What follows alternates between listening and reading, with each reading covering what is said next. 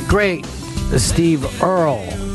This is the Bennington Show. I'm Ron Bennington. There's Gail Bennington. Yo. I'm Ron Bennington. 1, 2, 3 on the satellite radio. He's so fucking good. He's cool. He's way Texas cool. Forget what part of Texas he's from. Cool part for sure. Yeah, well, it's all the cool part except for the wet part. I kind of want to be Texas cool. You are. Let's face it. And I believe that's the only state that could spin off and be a country. I don't think there's a chance for any other state. I know California is saying They want to. Yeah, they want to. Everybody wants to, but you can't make it. Is there anybody here? All right, it's the Bennington Show. Right off the bat, an unmask that we're doing at the Village Underground on September 21st. From the great TV show Better Things. Truly one of my favorite TV shows of all time. Pamela Adlon. Pamela Adlon. She's also starring in Louis C.K.'s new movie, I Love You, Daddy, which debuted at TIFF, the Toronto International Film Festival. And, of course, Bobby Hill, one of the great cartoon characters of all time. What's your favorite comedy bit? Jesus, that's pretty good. I always like when he would just focus on stand-up comedy. So hilarious. What was, when he was doing his favorite comedy bit, what was he had a catchphrase he kept doing or something? I wish I could remember it, but he was trying to be a comic. And he wanted to be either a slapstick comic or something. It was prop comedy. Maybe that's what it was. It's your favorite comedy bit. How do you figure out that, you come up with a little boy's voice? You know what I mean? When you're a woman and that thing is just so damn funny. And the positivity of Bobby Hill was always the greatest. Yeah. Things were going to work out. Just doing a stupid dance, thinking that was going to be entertaining. Yeah, and I love any dynamic in a movie or in a show where the dad just doesn't understand his son. Just doesn't get it. Not trying. Yeah. Just doesn't understand why he's not going out for sports or anything. He loves him, but he's just I don't get this dude at all. So this is in the Village Underground, which is going to be super cool. And that's Thursday, September 21st at the Village Underground. Go to the ibang.com for free tickets. The ibang.com for free tickets. Going to be one of those New York City Who's events. Yeah, I can feel it because she is very loved and she's hot right now, as they say.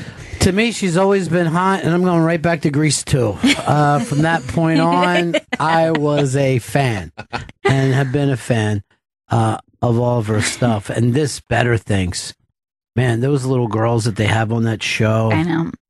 It's just great. It's a really smart, cool show. And I don't know whether you guys caught the last episode, but it's her and her 3 daughters, and they've been through all this shit, and they're just driving, and they put on the radio, and then they sing along with Alice Cooper, Only Women Bleed. And I'm like, Jesus, this fucking scene is better than 99.9% of the shit that I pay to see in a movie, right. And it's on FX.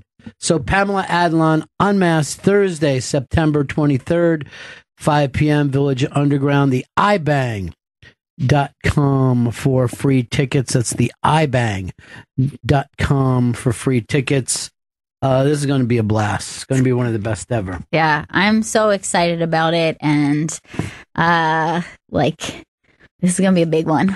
Now, here's some of the top stories today. And this one just happened at midnight last night, but Ted Cruz, the Texas senator, Lion Ted, he hit a like on a Twitter porn. Now, I'm going to ask this. How come I didn't even know there was Twitter porn? Oh, yeah. The porn stars are on Twitter. Yeah. And they're not censored like the way they are on, say, Instagram. So you can put some pretty scandalous photos. Apparently, this was a video. Yeah. And he hit a like. Now, I was watching Morning Joe and Morning Mika, and she's like, 12 o'clock at night. Who would be watching porn at 12 o'clock at night? And I'm like, United States of America? Prime time. A fucking pre-sleep batch? 12 o'clock at night seems like one of the only appropriate times. Like, if you could tell me any other time, I would go, that's weird. Breakfast? Yeah, what does she think? Like 5 p.m.? Like, what is normal? I guess being with Morning Joe, she doesn't know that he's out. Now, could he have accidentally hit like? I don't think so. First of all, he's on the page with the porn that's on it. So he's looking at the porn, and then, he's going to hit like. I don't think he was. Why would he hit like, though? That's the thing. Yeah. Like, you could watch it, and no one would know that you watch it. It's hitting like. Vito looks like he's got... The issue is, like, sometimes you'll like something and nobody will have any idea that you did it, but it's just that this time he liked it, Twitter's algorithm put it on his news feed, so it just showed up on his page. Yeah, so that's a thing that is kind of like a recent development in the last couple of months. It used to be you could go to someone's likes and then scroll through them, but most people didn't do that. So now, if I follow you, it's like, hey, Ron Bennington thought that this was a pretty interesting tweet or a pretty interesting video. So it's like suggesting it to you because someone you follow liked it. All right. So why would he hit like under any circumstances? I'm going to disagree with Chris. I'm going to say that he was definitely on it, but there's no way this was a purposeful like. He might have been watching it. It might not be accidental in the way that he was viewing it, but there's no way that he would be like, like why that would be fucking insane. That would be insane. Particularly when you run like him. Now, his old roommate was on TV, or at least I saw it on Mediaite, and he said, oh, dude, this is his college roommate. He said the guy was just jacking constantly. I don't know why you would feel the need to get out there and bring that up to anyone, because you can say it about anybody who went to college, right. Any human being. But, I mean, I don't think it's career threatening. I just think it's a good fucking laugh, and then you move on, you forget it within a day. But he's one of those guys that wants to tell everybody else how to live. You know what I mean? Give them the big moral thing.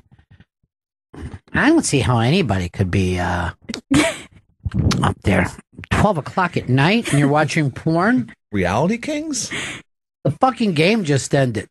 I wonder if it was a very was it particularly scandalous? Was it a vanilla type situation? I don't know anything about it. Do you, Chris? I only saw screenshots of the actual porn that he liked. Yeah. It seems nothing too crazy. He's like a lady going into her house, and then, a dude, and like her husband's there, and she sleeps with him. Nothing like too like. How do you know that they're married? That's a good point. I don't know if I'm assuming. That's very adorable that you're like, hey, wife and husband decide to make love to each other in the world's most boring porn. As they say sweet things. I hope this leads to us having a baby, a darling baby that we'll care for and share our love with.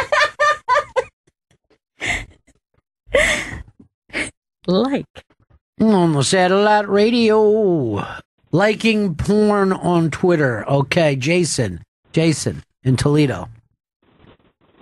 Hey guys, this is a very common mistake, and I've made it a couple times. It's, you're using your phone, your one hand's busy, you're trying to scroll through. It's really easy to bump the like button and not know. See, I'm going to agree with Jason. Yeah. I'm going to think that Jason is right, that because I thought maybe he thought, hey, I like there's more porn like this, please. But yeah, I think it had to be just a damn honest mistake. I just looked at the account that he liked the page from, and pretty graphic videos on that site, like a lot of hardcore. You're not gonna watch. No one can fucking jerk off to softcore. I mean, impossible. It works for when you're younger, but I can't see a grown man getting into it. Well, anything works when you're younger and you have no access. Fucking Sports Illustrated can work for that. Seeing a lady's bare ankle can work for you when you're a kid. In the 1800s. Let me look at this J.C. Penney. Actually, I found the clip he was actually going. He liked. Honey, I'll call you back. All right, this is fucking working for me already. It wasn't her husband. She's on the phone with him. She's very fashionable. Oh, God. She's just like quietly hiding behind that pillar while two people are banging. And then Ted Cruz is quietly hiding behind her, watching her watch two people bang. All right, so this is just kind of regular porn. Yeah. It's not even like it was a fetish porn, which would have been way funnier. Right. This seems like some heterosexual pornography here. I would have figured him for like Mormon porn or something like that. Right.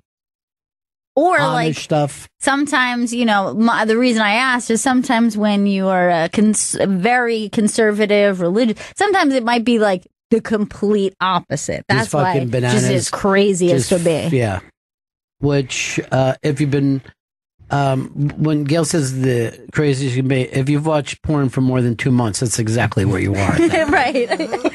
Just fucking, it looks like the movie Saul if it was X-rated. And I'm saying that having never once seen Saul. I just have an opinion what that's about. All right, 844 Rock God, 844 Rock God. This is another one of my favorite stories because I don't like anything about Twitter unless two celebrities are fighting with each other. And then that's always fucking hilarious to me. I never want to see a celebrity fight with a regular fucking guy because I don't know what I'm looking at here. But two celebrities I get, and it's Armie Hammer and the great James Woods.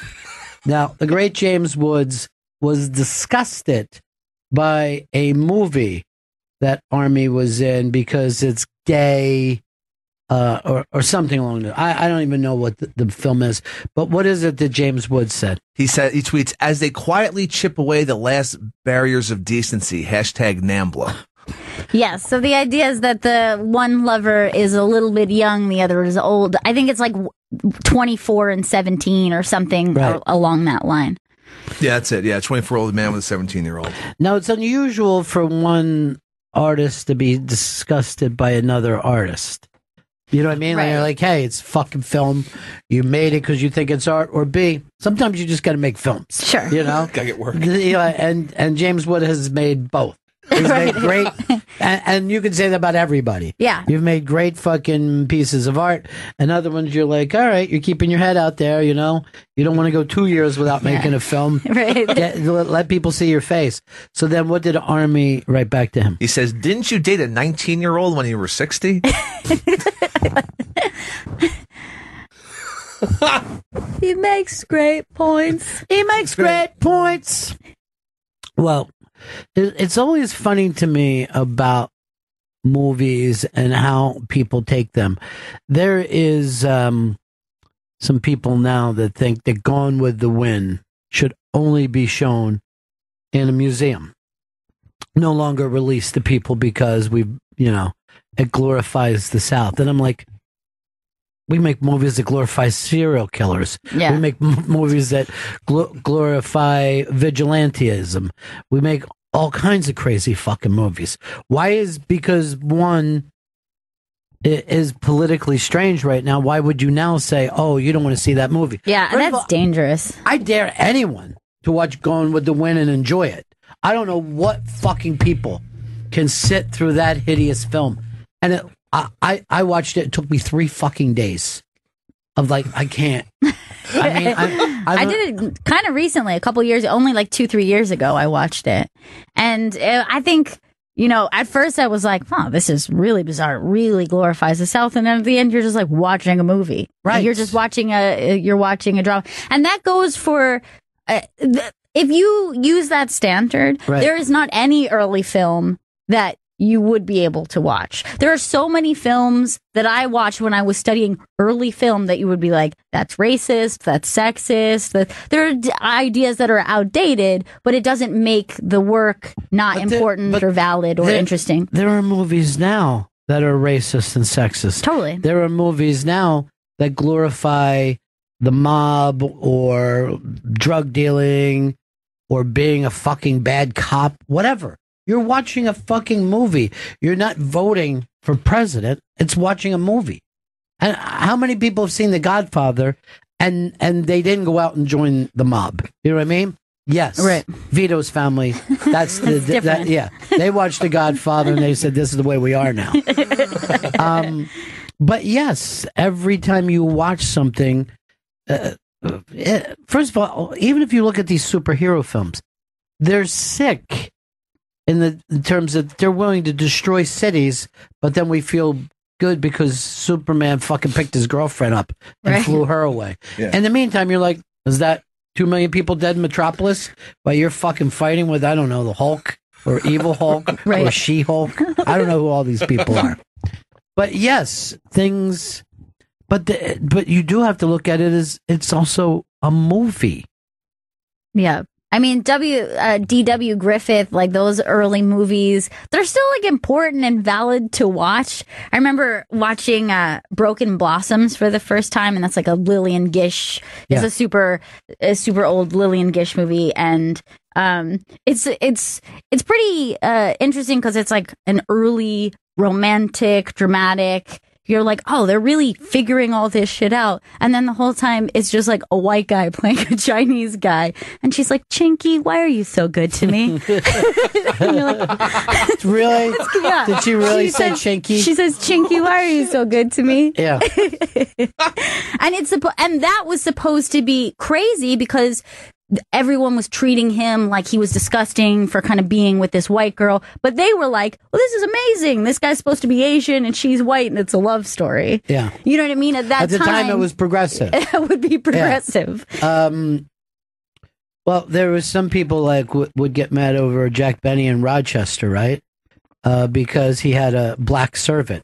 But Rochester used to get the jokes. Right. Benny would give him the jokes. So other people would look at him like, fucking right on, man. You know, fucking black dude is laying this fucking cheap Jack Benny bastard out. You know, so again, it is always about the time that it happened. But how often do we follow books or movies as this? Yeah, sometimes I think you're putting way more power into that than actually exists, because I think at least 85 to 90% of Americans, if not more, just see it as entertainment, no matter what it is. It's just entertainment. And not life lessons, or you're lucky if anybody gets that out of a movie. Right. Or a book. They always tell you, like, if there's like some special needs kid that becomes the water boy, they act like this is a very powerful film. And the show, you know, and you're just like, yeah, but you don't take the same heat when there's some other fucking, you know, you have a girl with a gun getting revenge on people. No one's acting like, this is great. It's really showing girl power, 100%. You know, when people are saying, like, that Jennifer Lawrence movie was great. Katniss, it was great for little girls. I'm like, why? Murder of children? She's acting like a stupid dude now? That's how we get ahead? That's the whole point of this? Anyway, that's fucking out there. Who knows what's going to happen with it? But the Army Hammer, James Woods, and I know, like, there's some people that fucking don't dig James Woods, but fucking great actor. Hey, Unmasked coming up, and this is going to be a big one. Pamela Adlon. Unmasked Thursday, September 21st, 5 p.m. at the Village Underground in, what is that, around 4th Street? Yeah, right around 4th Street, yeah. iBang for free tickets, the iBang for free tickets. This is going to be a very, very cool night. I know. This is going to be one of the coolest of all time, so do not miss the opportunity. Go to the iBang for free tickets. Can you do Bobby Hill every time we bring it up? Yeah. It's your favorite comedy bit. Don't miss Unmasked. Bobby Hill. I remember the episode he did, Chris Rock was on, and Chris Rock was a comic called Buddha Sack, and that was like his favorite comic in the world. And he like begged them to go see Buddha Sack, which was just like a black insult comic. It's fucking amazing. He liked prop comedy a lot, so. Yeah. That show is great because I like any animation where they're just like, this could have been a sitcom. This could be, this totally could have just been played by real people, but for whatever reason, like it never got too bizarre. Nobody, no explosions or crazy things or magic. Got elected president or sent into space. The dudes were mainly just standing in the backyard drinking. They're talking about bringing it back too. I think Netflix is. Everything's coming back. Yeah, there's nothing that won't end up on Netflix. Netflix wants everything old new again. Why not? I just like to see elderly people, like bring back Who's Ever Left on Gilligan's Island, but then they'll have like a little fucking graveyard of all the people that died. That's where Gilligan's buried. That's where the skipper is. Who's left? Marianne and Ginger? Anybody else? I don't think so. And even then, I don't think I was so sure that they were around still. No, they are. Is the professor alive? He seemed youngish. I kind of have the feeling the professor died. That's sad. I was surprised when I got older to hear that a lot of girls thought the professor was fucking cute. That's really? That might have been like the first nerd guy. You know what I mean? Like the first nerd dude that chicks were into. Now I gotta look at him again. Because I can't remember. Your aunt was crazy about him. Is he the one with the ascot? No. That's the fucking millionaire. Oh, yeah. There he is right there. Oh, yeah. I see what's up. Yeah, definitely. But I always thought since he never got any of the jokes, you know what I mean? Right. Like, who would like that dude? When you could just go bang Gilligan anytime you want it. I think in my mind, I was thinking of the millionaire, and I was like, really? That is quite interesting. Yeah, I guess some women, some women that like to have a daddy with a little coin in his pocket, Up Jen's alley is the professor. Jen would have ran off with the professor. She wants a nice, comfortable life. That's it. That's what turns her on.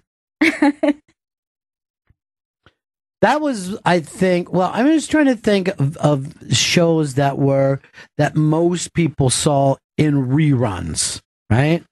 So I would say like that show was just rerun like hell. And Brady Bunch was another thing that, it was only on the air for a couple of years, but like 3 decades of kids watched the Brady Bunch. Yeah, Happy Days was one that was always on when I was a kid. Yes. And actually, it's kind of funny because my boyfriend had said when he was watching as a kid and there were new episodes, he had thought they were reruns because he thought that it took place in the 50s. Oh, he thought that it was actually shot in the 50s. So this was the opposite confusion. He's like, this is an old show that I'm kind of into. It's called Happy Days. Really, really great. Now the only fucking reruns that we get are Friends and Seinfeld. Nothing else gets a rerun deal. Yeah, what else? Nothing else has a constant rerun situation. Nothing else from the 90s, right? No, nothing. I think Will and Grace was on for a little while. Full House.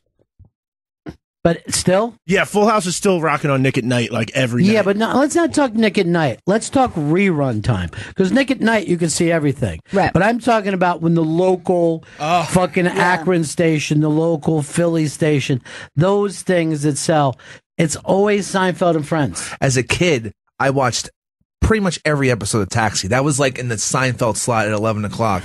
And me and my parents would watch Taxi every night. Dude, I caught a taxi the other day, and it was the funniest. I'm like, this is as funny as anything that's ever been fucking written. It was so fucking Danny DeVito was so absolutely funny. But we know that. But I'm saying the writing was fucking crushingly great. It had the thing of getting the 8 jokes a minute or whatever they still try to do. Yeah. But it did not give away anything. It still felt real. It felt like you were watching a play. Taxi is one of those things, like, as a cultural reference, I know it, but I don't think I've really seen any full episodes of Taxi, and I would love to watch it because I know people say it's like one of the best of all time. Well, what's really funny, like if you go back and read any of the old TV stuff, right? Taxis, they would have fist fights on the fucking stage in front of people because they had fucking Andy Kaufman. Right. And he would come in as his other characters and he would fuck up the taping and everybody would get mad and, you know, fucking Tony Danza would have to push him before fucking Judd Hirst punched him in the forehead. I mean, they would get crazy. It's just, and Kanicki was on that show, right? Right. And they said Kanicki was just fucking riding the horse the whole time. He fucking passed out in between scenes. My God. It sounds like the greatest show ever. And meanwhile, it's a pretty upbeat show, right? I mean, it was a pretty light comedy. Yeah. I mean, there weren't really dark comedies then, you know. On a satellite radio. That song's so fucking good. Vito, what did you watch? Did you? No, I'm just going to ask you because this was at one time one of the most rerun shows. MASH. Have you ever seen it? I've never seen a single episode of MASH. Oh my God. Now, here's the funny thing about that. That's like the biggest fucking TV show of all time. Yeah, MASH was on reruns a lot when I was a kid. So I haven't watched it as like I don't like have the references where I watched it as an adult and probably most of the stuff that they were talking about was over my head, but I remember it being on all the time. Well, this was this subversive thing about MASH. It was about the Korean War, but it was really about the Vietnam War. You know what I mean? Because Vietnam was happening. So it was this very anti-war thing that was running while we were having the same kind of, you know, jungle war.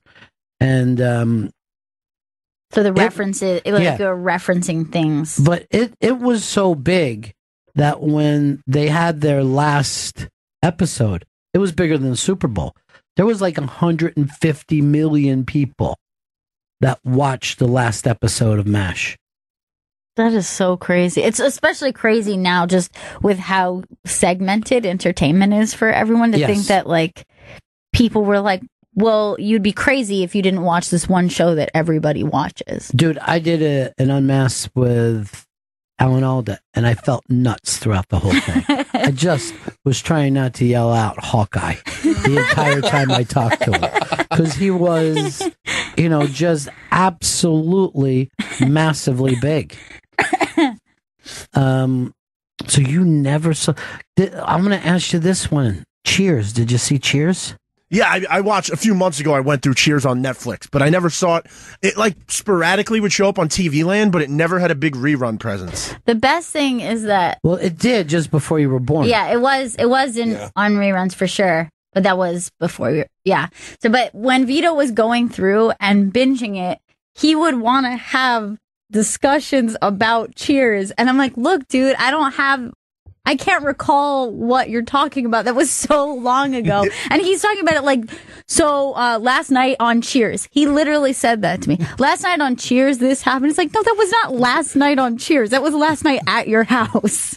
I just wanted to talk to people about Sam and Diane versus Sam and Rebecca. I prefer the Sam and Rebecca years. You know, I did too. I'm going to be honest now that you brought it up. Diane was kind of a fucking stick in the mud. She sucked. When it was but you know, when Coach died, no one thought anybody could replace Coach.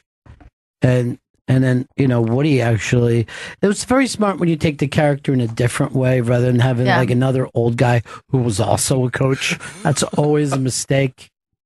What about on Happy Days? Did you like Al or Arnold better? I liked, who was the Asian one? That's Arnold. I liked Arnold better. Al, I was an Al guy. I think it was Al, yeah. I want to say I was Arnold, but I did like when Al would go, like, why does he have a catchphrase? Why does he have a depressing catchphrase? And Arnold was very stereotyped. Like, he was like, you get out of this one. Fonzie, cool, you know? And you're just like, I'm going to try to come up with another one for you. Did you ever see Barney Miller? No. I've never seen Barney Miller. I don't know. I've never, maybe on Nick at Night, but I've never seen Barney Miller on reruns. But do you know who the characters are? Would I be able to say no anything that you just don't know? No. Barney Miller. That was another really big sitcom, and kind of broke out Steve Landesberg as a comedian. It was that I think was the first sitcom where you found out, and they ran this for a lot of years, that the guy that the sitcom was around didn't get the jokes. Everybody else did.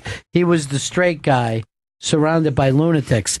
And then they would make this mistake of hiring a sitcom, hiring a comic, doing the sitcom and not giving that dude the jokes. Right. You're just like, what the fuck is wrong with you people? Here's our friend Julian. Julian, what's up? Hey. I wanted to bring up Everybody Loves Raymond. I feel like that hasn't come off TV, thank goodness, since it came on. You love that show, huh? Oh my God, Peter Falk. Peter Falk was not on. It was Peter Was Boyle. he not? Peter Boyle. Peter Boyle, I'm sorry. Yeah. I'm sorry. Peter Oh, Falk was, what was his name? Columbo? Columbo, yeah. Very good. Columbo. Also great. Yeah. Also still on TV. What about Roseanne? Did Roseanne have reruns after? She did, but it was never massive because they fucked up the end of the show so badly. Yeah. But now they're bringing that whole show back. And that should be interesting to see. I don't know. And they're just going to pretend like that last season didn't happen, I think. Probably last 2 or 3 seasons. Like, I don't think they're ever going to bring up the Dan cheated. But it's very funny. It's like when Seinfeld started, that fucking show, Roseanne was so much bigger than Seinfeld. And the Home Improvement used to almost got Seinfeld knocked off the air. That's how much bigger it was. And nobody goes back and watches those. No way. And that was like the big family-friendly comedies. Right. Like, kids loved it. Oh, we always watch it. And then trying to get fucking advice from a guy who only showed his eyes. That's so stupid. Fucking creepy, man. I was a big Home Improvement fan. Yeah, you would be. I rewatched a few episodes over the break because it's like replaying on ABC Family, and it's so you ever weird. Go out? I'm worried he doesn't make friends. I just like to watch sitcoms. He's like Cable Guy. Cable Guy. Why don't they make Cable Guy a sitcom? I'd watch that. Vito learned the facts of life by watching the facts of life. I do get attached when anybody calls me their friend. But I'll say this, Julian, the Everybody Loves Raymond was probably like the last time that the family sitcom was like giant. You know what I mean? Like it was probably the last time that it was done well. You know, just I don't know how you can top that. Yeah. It was, well, you know, it also worked for you because that's your neighborhood. So that's exciting. I always wonder, like, if you grew up in Queens and all those fucking, you know, like, there's sitcoms about my neighborhood. I wouldn't be able to stand it. I think All in the Family was Astoria. Yeah, it definitely was Queens anyway. I don't know if it was Astoria, but it was definitely Queens. Yeah. Then the King of Queens. And then parts of Seinfeld. What's that? Parts of Seinfeld. Oh, yeah. Who was saying? Vito was. All right, Vito, what is your friends with George's parents? You have a connection with that house? My stepdad, that's his like house that he grew up in and everything, and that's the home he still lives in now. No, and that was the Costanza's home. Yeah, that was the Costanza's home. They didn't get paid or anything for it. They just showed up one day and they were like, "Do you mind if we use this house?" And they were like, "I guess so." Sometimes people show up, take pictures of it, and one day they're just chilling at home, and Jerry Stiller shows up with a camera crew for like some news piece. And he's like, "Hey, do you mind if I come in and check out the inside? I've never been in before." Dude, I would go crazy if Jerry Stiller showed up at my house. It'd be like if the fucking Beatles showed up at my house at 60-7. All right, Julian, talk to you later, sweetie. All right, bye. Bye. Here is Emily. Emily, what's up? Yeah, we wanted to talk about the Golden Girls. That's a great rerun. That ran strong. Now, what was like the last year of Golden Girls? Because that's one of those things that I might have thought that I was watching new episodes. I'm going to say 91 or 92. Okay. See if I'm wrong there. 1992 was the... I was watching new episodes. Now, I will tell you this. I never got it. I never understood how it was even slightly funny. That's an old show that I will watch now and still laugh at and love. Tell me what's funny. The fact that they're so close to death? I guess so. And that the ladies are fun. B. Arthur is fucking hilarious. her To me, she's Maude. She's a watered down Maude. What's the other? Estelle Getty. Is that her name? Estelle Getty? Yeah. She was the youngest and played the oldest. Yeah. Who was the one who loved Dick, or the one that would like Blanche? Blanche. Oh, I thought that was Betty White on that one. Betty White was on it, and she's like the ditz. She's dumb, right? So that's her character. She never stopped being fucking big. Blanche is slutty. Sophia is Estelle Getty, and she's like crotchety. Or I don't know. Yeah. She's just kind of like a frank and gruff. And B. Arthur is just like fucking B. Arthur. I don't know. David in Tennessee. Hey, Ron. Grew up in the 70s.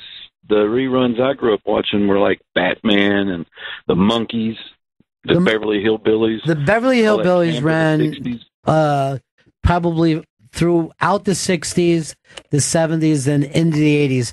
It was almost nonstop Beverly Hillbillies. Now I'm sure no kid would even get that because, if you happen to be, their big thing is they were from Tennessee. You know what I mean? Like, they don't know shit. They're from Tennessee. So they had never really seen a convertible or, you know what I mean? Like anything there was to see. They didn't know where it was because they were from Tennessee. That's how different the country was then. And I used to watch it. I'm like, why aren't you just fucking rich in Tennessee, dude? Why are you out in a place where people can make fun of you? Just say to them, send me the checks back to fucking Tennessee. Never made sense. Higher standard of living in Tennessee. They're placing a lot of money in Beverly Hills. Yeah, but they had nothing but money. Like, if you see the mansion in Beverly Hills that they lived in, no one has a fucking mansion like that today. And that was a real person's fucking place, too. It's been torn down since. But it was just like a fucking giant. It was like it could have been a hotel. Yeah. But yeah, that thing ran constantly. Here is Dave. Dave, what's up? Yeah, I really love Frasier and Mad About You. I don't know, some people might look at that as highbrow, but I really... Well, you're a fancy gentleman. Well, kind of, not really, but I like Frasier, and I think it still plays on it's still streaming on Netflix, Hulu, and it's on a couple of things here and there. If you catch it, you got a day off from work, you'll find it, and it's. To me, Frasier was a very, very funny show. Yeah, and the thing that it was him and his brother that instead of being an odd couple thing like everybody always does, like they were exactly the same, right? And that was fucking hysterical. And again, a dad who doesn't understand his sons. A dad who doesn't get it. Always great. Yeah, a dad who just got the wrong sons. Yeah. You know what I mean? Had nothing. He was a cop. He loved sports. And he got these two fucking gay guys who never figured out that they were gay. And then Mad About You. I know that was a pretty big show. Helen Hunt, I know, won Emmys. But I can't really tell you too much about it. I think they had some crossovers with Friends, too. Yeah. I have the same thing where it's like, it was a huge show at the time. I remember watching it, but I can only remember one episode. And I don't know if this ever happens to you where you're like, you think about an old show and you're like, yeah, I know this happened. And I don't know why it stuck with me. But I remember they did an episode after they had the baby where they were doing sleep training. And it was on the news as a big deal that they were taking on this topic, a very specific thing where you let the baby cry it out in the other room. Yeah, and it was a very special episode. And I remember for some reason it was a big deal because they were doing this sleep training, and it was she was on the other side of the door crying, and he was holding her because they just let their baby cry. Which now, of course, right. There's a lot of people who are like, "Hey, that's not really that good." I never thought it was a good idea. No, I never thought it made sense at all. Rob in the Hamptons. Ronnie B. Bob Newhart's show, psychiatrist Bob Newhart, why do you think that show is never on that much in syndication? Well, it was at first, and what happens, you get bumped out when new shows come along until Seinfeld and Friends. You know what I mean? Yeah. Seinfeld and Friends seem to be the shows that are just fucking holding on like there's no tomorrow. True. But by the way, I loved the original, when the psychiatrist Bob Newhart. It was the only sitcom that ever would regularly have Bob Newhart travel out of state because the Bears were blacked out due to the NFL blackout rule. Yeah, he was. It was really a fucking completely brilliant fucking TV show. Vito, did you ever watch the Bob Newhart show? No, I only know about the finale. Wow, that's crazy to me. What about Mary Tyler Moore? No. I watched that in reruns and loved it. Like, that was one that I just immediately loved. Yeah, the Mary Tyler Moore show was, I mean, that was like considered platinum for like throughout its whole run. When people are like, this is as good as you can write and act on a TV show. I also loved Rhoda. Rhoda was a spinoff, same thing. Beloved, not as much, but you know, it was interesting if you watched that. Rhoda was like almost butch when she was Mary's friend, and then when she moved to New York, she became hip. You know what I mean? But she was all dumpy and like, why don't I just eat a brownie? You know what I mean? Like, right. But I always like it when they make an adjustment with the character. Like, they took Lou Grant from that show and then had him run a newspaper called The Lou Grant Show, right? He was like running a newspaper in fucking San Francisco, and it was just a straight drama. It was just like watching a newspaper drama. Well, that's kind of interesting. Yeah, it was fucking fascinating, and it was a really good show too. But they took a guy out of a sitcom and like put him on film, and like he wasn't fucking around. You know, he still drank and shit, but you know, he was kind of at a clown station in Minneapolis. Here is let's go to Ryan. Ryan, what's up? Yeah, about Three's Company. Three's Company, Vito, ever seen it? Yeah, that I watched growing up. And what did you think of it? I really liked Three's Company. There was never more of a one-note show in history. They got the one joke. Yeah, the one joke is he's on one side. He's like, hi. You know. But there was always a case of like, one of the girls would be showing somebody. She would have like a fucking bag, and she'd be like, "Did you get a good look at my melons?" And the guy on the other side of the door, and I'm like, "Never has there been a conversation. It's never happened. Go ahead and touch them. They're nice, juicy melons." Yeah, and it was so fucking crazy. But Jack Tripper, who's the guy who played him? That was. I can't think of his name. I can't remember his name either. His son is an actor now. John Ritter. Yeah, Ritter. One time, I was walking down 57th Street, and I was like 10, 15 paces behind John Ritter, because I saw him come down on the corner and make the left while I was walking up, and I was thinking, hey, that's John Ritter. And then I would just see people's faces as they saw John Ritter. And they were like, oh, hey. You know, nobody was like mobbing him, but literally 100% of the people smiled when they saw him. Yeah, that makes sense. It was unbelievable to me. I'm like, I don't know if anyone has ever been so liked. I'd never seen anything close to that where everybody was happy. Now, I was down in the Village one night when a kid come up to Bert Kreischer and go like this, "Are you the machine?" And Bert goes like this, "Yeah, I'm the machine." It was so cute. fucking funny. Matt in California. Matt. Good morning. Hey. I'll tell you one that's held up, and I'll still watch it. I've got 2 teenage kids that actually watch it, and that's the Andy Griffith Show. I would say, that's some of the most brilliant writing.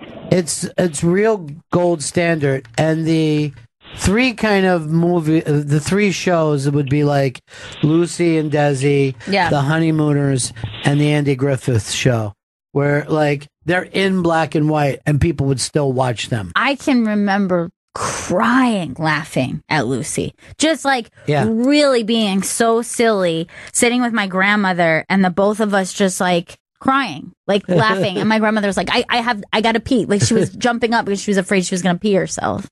No, she's always had bladder problems. She has. So that's not saying much. Yeah. A good laugh can do that. I want to point this out. We're not talking about my mom. No, this is my mother's mom. My mom has a perfect bladder. That show was funny when you go back and watch it and just see how fucking mean Desi was to her. I know. And apparently he was even worse off stage. Yeah, he didn't let her do nothing. Wouldn't let her go to the club even when he was going to be performing with a celebrity. Yeah. That's all she wanted to do. Can I go down tonight and watch this celebrity fucking rock it out? No. Let's go over here to Rick in Michigan. Rick from Michigan, who was named after Little Ricky. But oh, sweet. What about the Cosby Show? Think about those poor people, how much they've lost because of Cosby's actions. That whole crew would have been set for life. Yeah, I don't know what to deal with. I mean, they got a nice run there for a while. Yeah. But I don't know if it's playing anywhere now. It's on one channel called TV One, I think it's called. But I was in a bar and I saw it playing a few weeks ago, and that just it shocked me that they would have that on. Take the pill and eat the pill. Pills are good. You know what's one that I don't think ever got reruns that should have, that was a great one from the 90s, was Murphy Brown. I don't think Murphy Brown got... I agree with you. That was a great show. Yeah, Murphy Brown was big, and she was in here like about a week ago, and Yeah. to me it was just fantastic seeing her. That was a gigantic show. The whole cast was good. It was funny. And I don't know if anybody from the cast went on and did other stuff. I can't think of anyone who did. Mm-mm. Not Corky Sherwood. Too bad. Well, Corky Sherwood was on a show with Kelly Ripa. She played Kelly Ripa's sister. Well, that makes a lot of sense. Yeah, during the Kelly Ripa short term, like I'm going to try to do both, have a sitcom and do a daytime talk show. And I don't think anyone really paid attention to her sitcom. It was about a thin-waisted young lady with a boy's body trying to make it in this crazy world. Hey, Kevin, in South Carolina, what's up, buddy? Not another beautiful day. It is. Listen, Barney Miller is one that at the time, I remember back in the late 70s, one of their episodes dealt with gays in the workplace. I think it was Jehoshaphat that they were trying to investigate because he was gay. And then they also were dealing with interracial relationships. It seems like it's holding up to this day. Yeah, I would love to watch it again. I haven't seen it in a lot of years, but it was basically about the bullpen at a fucking Manhattan cop station. You know, and they were always just typing up shit. Like, they weren't really solving crime. They just had some guy locked up. I'll give you another one that was gigantic, was Night Court. And you never see Night Court again. And I don't think that one kind of holds up. No, but what year was that? I'm going to say 80s. Yeah. Yeah. Because I definitely remember that being on. And again, it's like one of those things, like I'm pretty sure they were new episodes, but 84 to 92. Yeah. And that judge from that was like a fucking great magician. Yeah, he was on Cheers. He was Flim Flam. Yeah, you're right. He flim-flammed it out on Cheers. He would come in for free shots and stuff. But he's the first guy that I ever saw put the needle through his arm and not figure out how it was fucking done. Oh, shit. Yeah. You know that?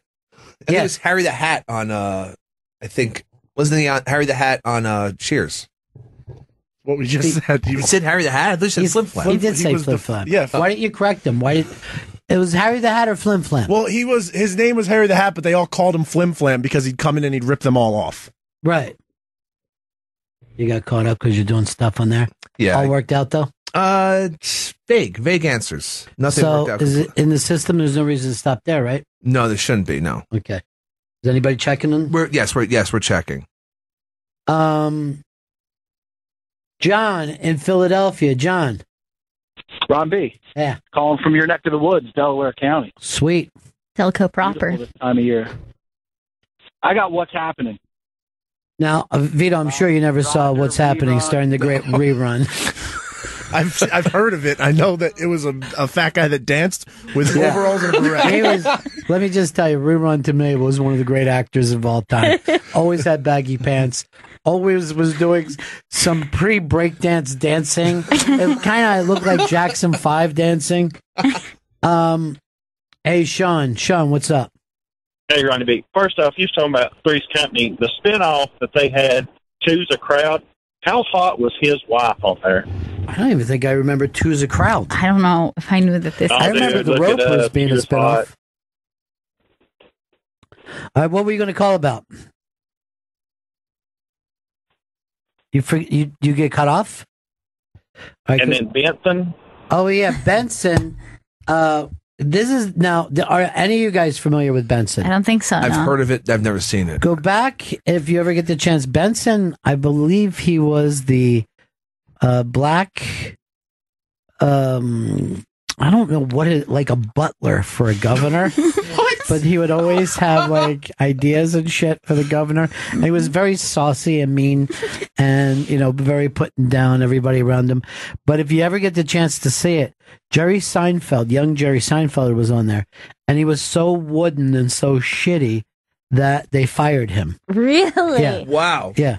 And then later he got Seinfeld, where he was very wooden. Right. But couldn't be fired. It was his show. Couldn't be fired.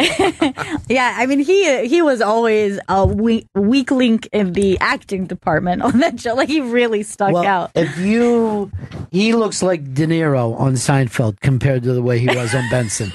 Because on Seinfeld, he was always like smirking off camera. Right. Like, he was always smirking. Well, to sell a joke when you're a comedian, like give it like, hey, see what we did there? Hey, Turtle, what's up? Hey, how about Mark and Mindy?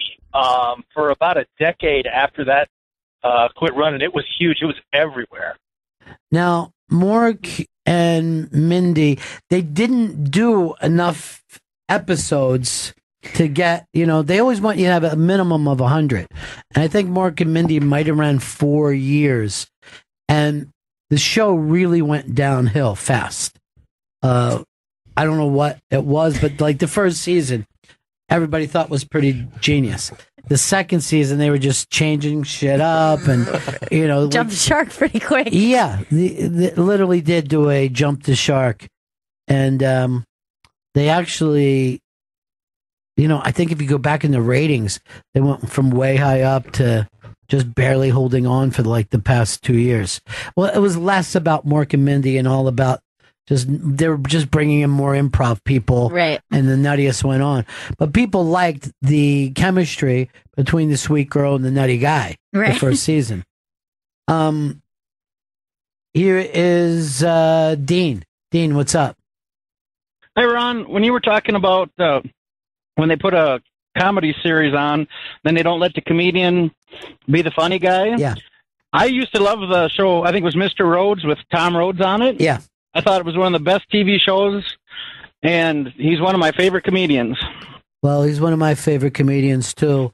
But yeah, that was a thing of, it was based on his act. They took his act, he created the first episode, and then and really, there was just the first season of episodes. I know you guys don't watch episodes, right? I haven't watched Where it, no. Joey has a show. It's very, very funny. And he came in, he was the coach of this team, and it was supposed to be about him. Yeah. And then it started to be about the team. You know what I mean? Right. Like, they were like, let's think young. Kids will like this. And the same kind of shit happened. Yeah, what you had said when you talked to Tom Rhodes about it, like that all of a sudden somebody who was the Joker became the punchline of his own show. And that's not probably a great thing when you're a comic to be like, wait a second, I'm the only one here that's actually funny. These guys are actors. Yeah, but they he had talented actors. Ron Glass was on that show, and the other guy, you just stepped in it. It's a doozy. That fucking guy, he Ned was on the show. Yeah, Ned Ryerson was on the show. So they had good people, but they never pulled that thing of, what the reason why they hired Tom in the first place. Let's go over here to Drew. Drew, what's up? Hey, how's it going, guys? Hey, man. All right. I just wanted to make a comment. You're just talking about Benson and how Robert Guillaume had the lead in that show.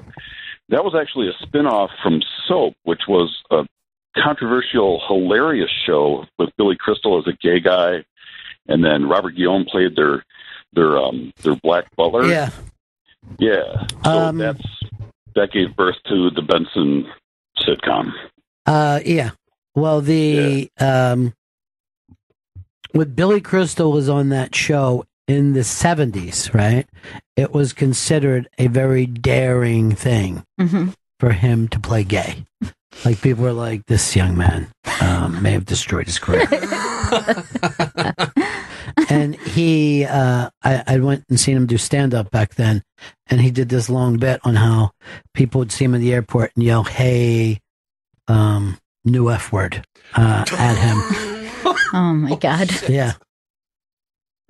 But it was a very funny show as well. Steve in Alaska. Steve, what's up? How about Who's the Boss? Who's the boss? Well, here's the thing about go ahead and put up Who's the Boss, and let's go in the let's pick out the years for that, because that was a nice long running show.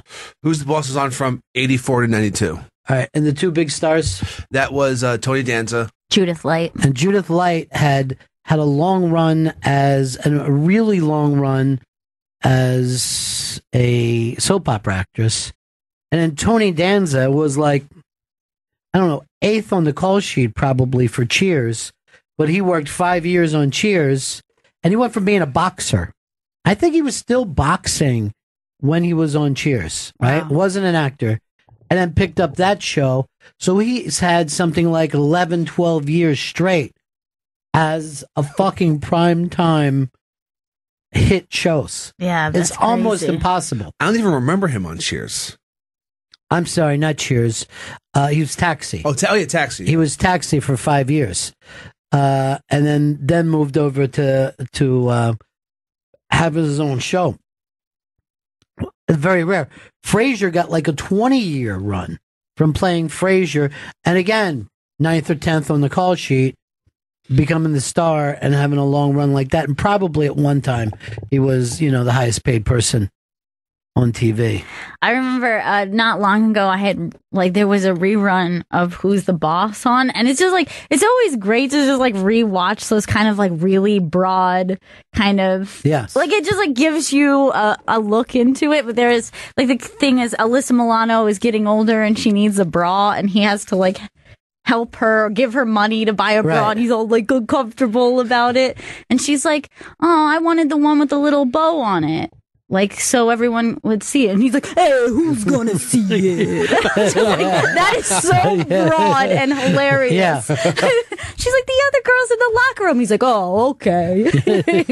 He would always, like, be entering the room with a fucking basket full of clothes. Like, we get it. You know what I mean? Like, but just think, how many times have you yourself ever even been walking through the room with a basket of clothes? It's a once-a-week thing. Yet it seemed like he would be in every scene when he put these clothes down. Because don't forget, I do everything around here.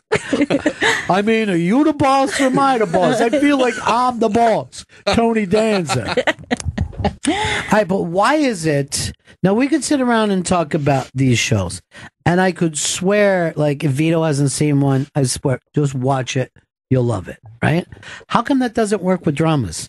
How come you can't take something... Hill Street Blues was a giant show in the 80s, and it was considered fucking breaking. It was like The Wire of the 80s. And now no one would go back and watch Hill Street Blues. Well, do you think the drama or at least suspense plays on things that are too current? Like, do you think that it's like... I would say you're onto something, except for it's almost the opposite with movies.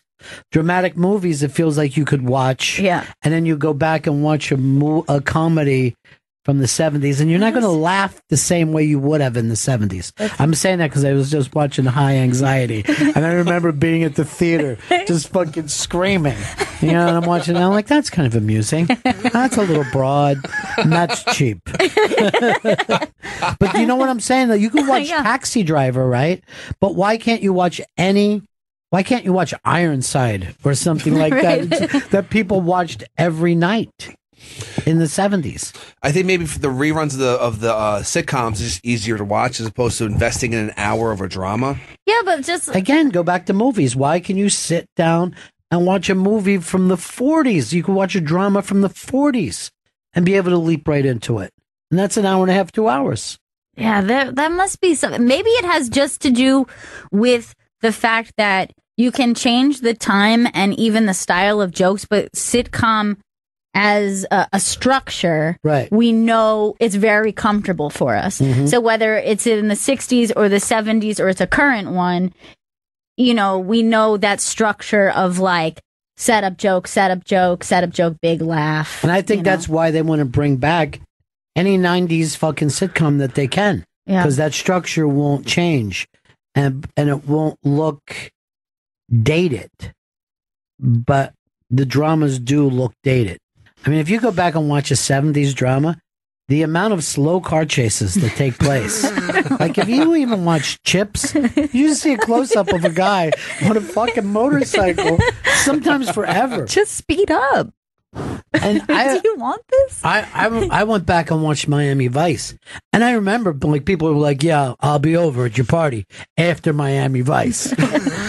Now I have no idea what anybody was thinking. Yeah, where the suspense or the excitement came from. And it's so incredibly gay. Yeah. It's the gayest fucking show, but no one says that they're gay. I like that whole look is just Miami Vice. Like anytime you see something that is even close to that style of suit or dress, it's just like, you know, it's like a real Miami Vice thing. If somebody's wearing a pink shirt, you're like, what do you want, Miami Vice? Yeah, 100%. And they would play full songs. Full fucking songs. I can hear it call, and he's just driving his fucking car down a causeway somewhere. Let's go over here to what's going on, Chris? You writing to me? I was writing you a note, yeah. Okay. How long is it going to take? I think just a couple seconds. Okay. Up to 20. 20 seconds. To write this note? I want to make sure it's legible. Sarah in Kentucky, whereas they have you down as from being from Kentucky. That's not right. How about WKRP in Cincinnati? Cincinnati. One of those shows is about somebody on the air. Big hit at the time.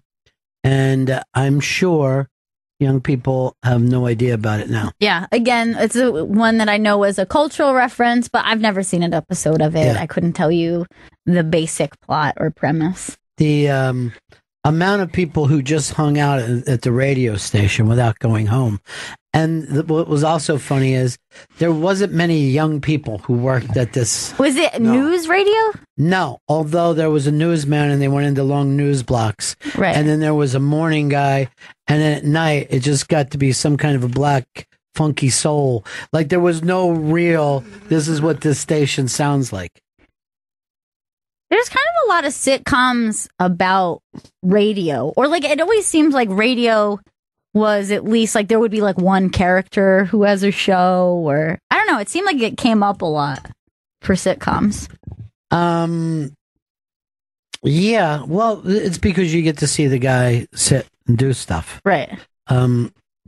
You get to see people give their opinions about stuff. But there's, when you think about how many TV shows are about TV, it's pretty fucking crazy. Mainly because a lot of writers have done nothing but work in TV. So they're like, oh, I know how this works. Anthony in Brooklyn. Hey, do you guys remember when on Different Strokes, Dudley got raped by the guy from WKRP in Cincinnati? Yeah, the general manager. And I don't think it was raped. I think just molested. But they taught it. It was a very special Different Strokes. That was in the days when, like, you would take one of the characters and they would be hooked on drugs for half an hour. Right. Somebody would become a speed freak for a half an hour. And then it'll be fine at the end of the episode. They beat it pretty quick. Yeah. And then I think one of them, somebody became a drug addict on Different Strokes. And then in the last scene, Nancy Reagan walks out and has a conversation like, yes, don't do drugs. That's the fucking problem. Log it up. Mitchell Walters on the line. Good morning. Mitchell, what's happening? I'm just celebrating my victory. The area code system, Ronnie, 12-3 on Sunday. 12-3 on the area code system. Yeah. Nice. Unbelievable. So it's shocking. Now, Mitchell, you 500 a game. Yeah. And I got a pocket full of money. Good for you. That'll be going quick. Exciting. Yeah. Well, it's half gone already. I'm betting it this week. One game. Oh, you're not going to tell us though, because Not today, of course not. yeah, because Chris will run back, tell everybody else in the Highlander. Now, Mitchell, you wrote for some TV shows, right? Sure, back in the day. God, that's years ago. Laverne and Shirley, Happy Days. Punched up the script from Walk and Mindy. Yeah. What was that? Was that like fun or was it exhausting? It was terrific. I wish I could be doing it still. Yeah. It was great. I mean, it was like going to a college campus every day, you know? Now, and didn't you do something with the new Laugh-In? Yeah, the second round with Robin Williams. Yeah. The second run of, I wrote on that show with 15 other comedians. But that one didn't last long, right? It lasted one season. I had George Schlatter in not too long ago. Great man. Great man. And a real character. But I remember you telling a story where everybody had to bring all their material to the first meeting. Right. And then Hold on 1 second. Yeah. Hello. Landline? All right, that was the bookmaker. Yeah, I know. He's always serious when he has to do that. But didn't he chuck everybody's material? Yeah, that's what he did. Everybody brought everything on pounds and pounds of paper, and he just pushed everything into the garbage, and he said, all right, now write something brand new. He would not let them bring their premises from before they did the show. Everything fresh. And just chucked it all into the trash. Hilarious. Yeah, he was a terrific man. I actually sent him a show, about Liar's Poker. We used to play Liar's Poker, me and him. And I wrote a gambling reality show called Liar's Poker. Yeah. And it didn't happen. It got close. The ESPN almost did it, but in the future, someday maybe. Who knows? He has like the best stories too of basically, just bullshitting your way through pitches and stuff like that. Really great stuff. He was some character. He's a great character. He's a terrific man. All right, Mitchell. I'll talk to you later, buddy. All right, buddy. You guys tell Chris I'll call him Thursday with my lock of the week. Okay, lock of the week. Log it up, buddy. Peace, Mitchell. Mitchell, peace. Did you know that he wrote for all those shows? I didn't. Yeah. They would bring him in to do different shows when they were fucking stuck because he's a joke machine. Yeah. Well, it makes sense. What the fuck? There was some kind of movie with Kinnison, right? There was some kind of Nanook of the North type movie, right? Okay. So it was like a Crocodile Dundee type. And this was going to be Kinnison's first big movie. And they gave it to him. And Kinnison was going to be like an Eskimo who came to L.A. and did all kinds of Eskimo shit, blah, blah, blah. So Kinnison fucking signs for it, takes the money. He's fucking happy. And then, when he finally gets around to reading it,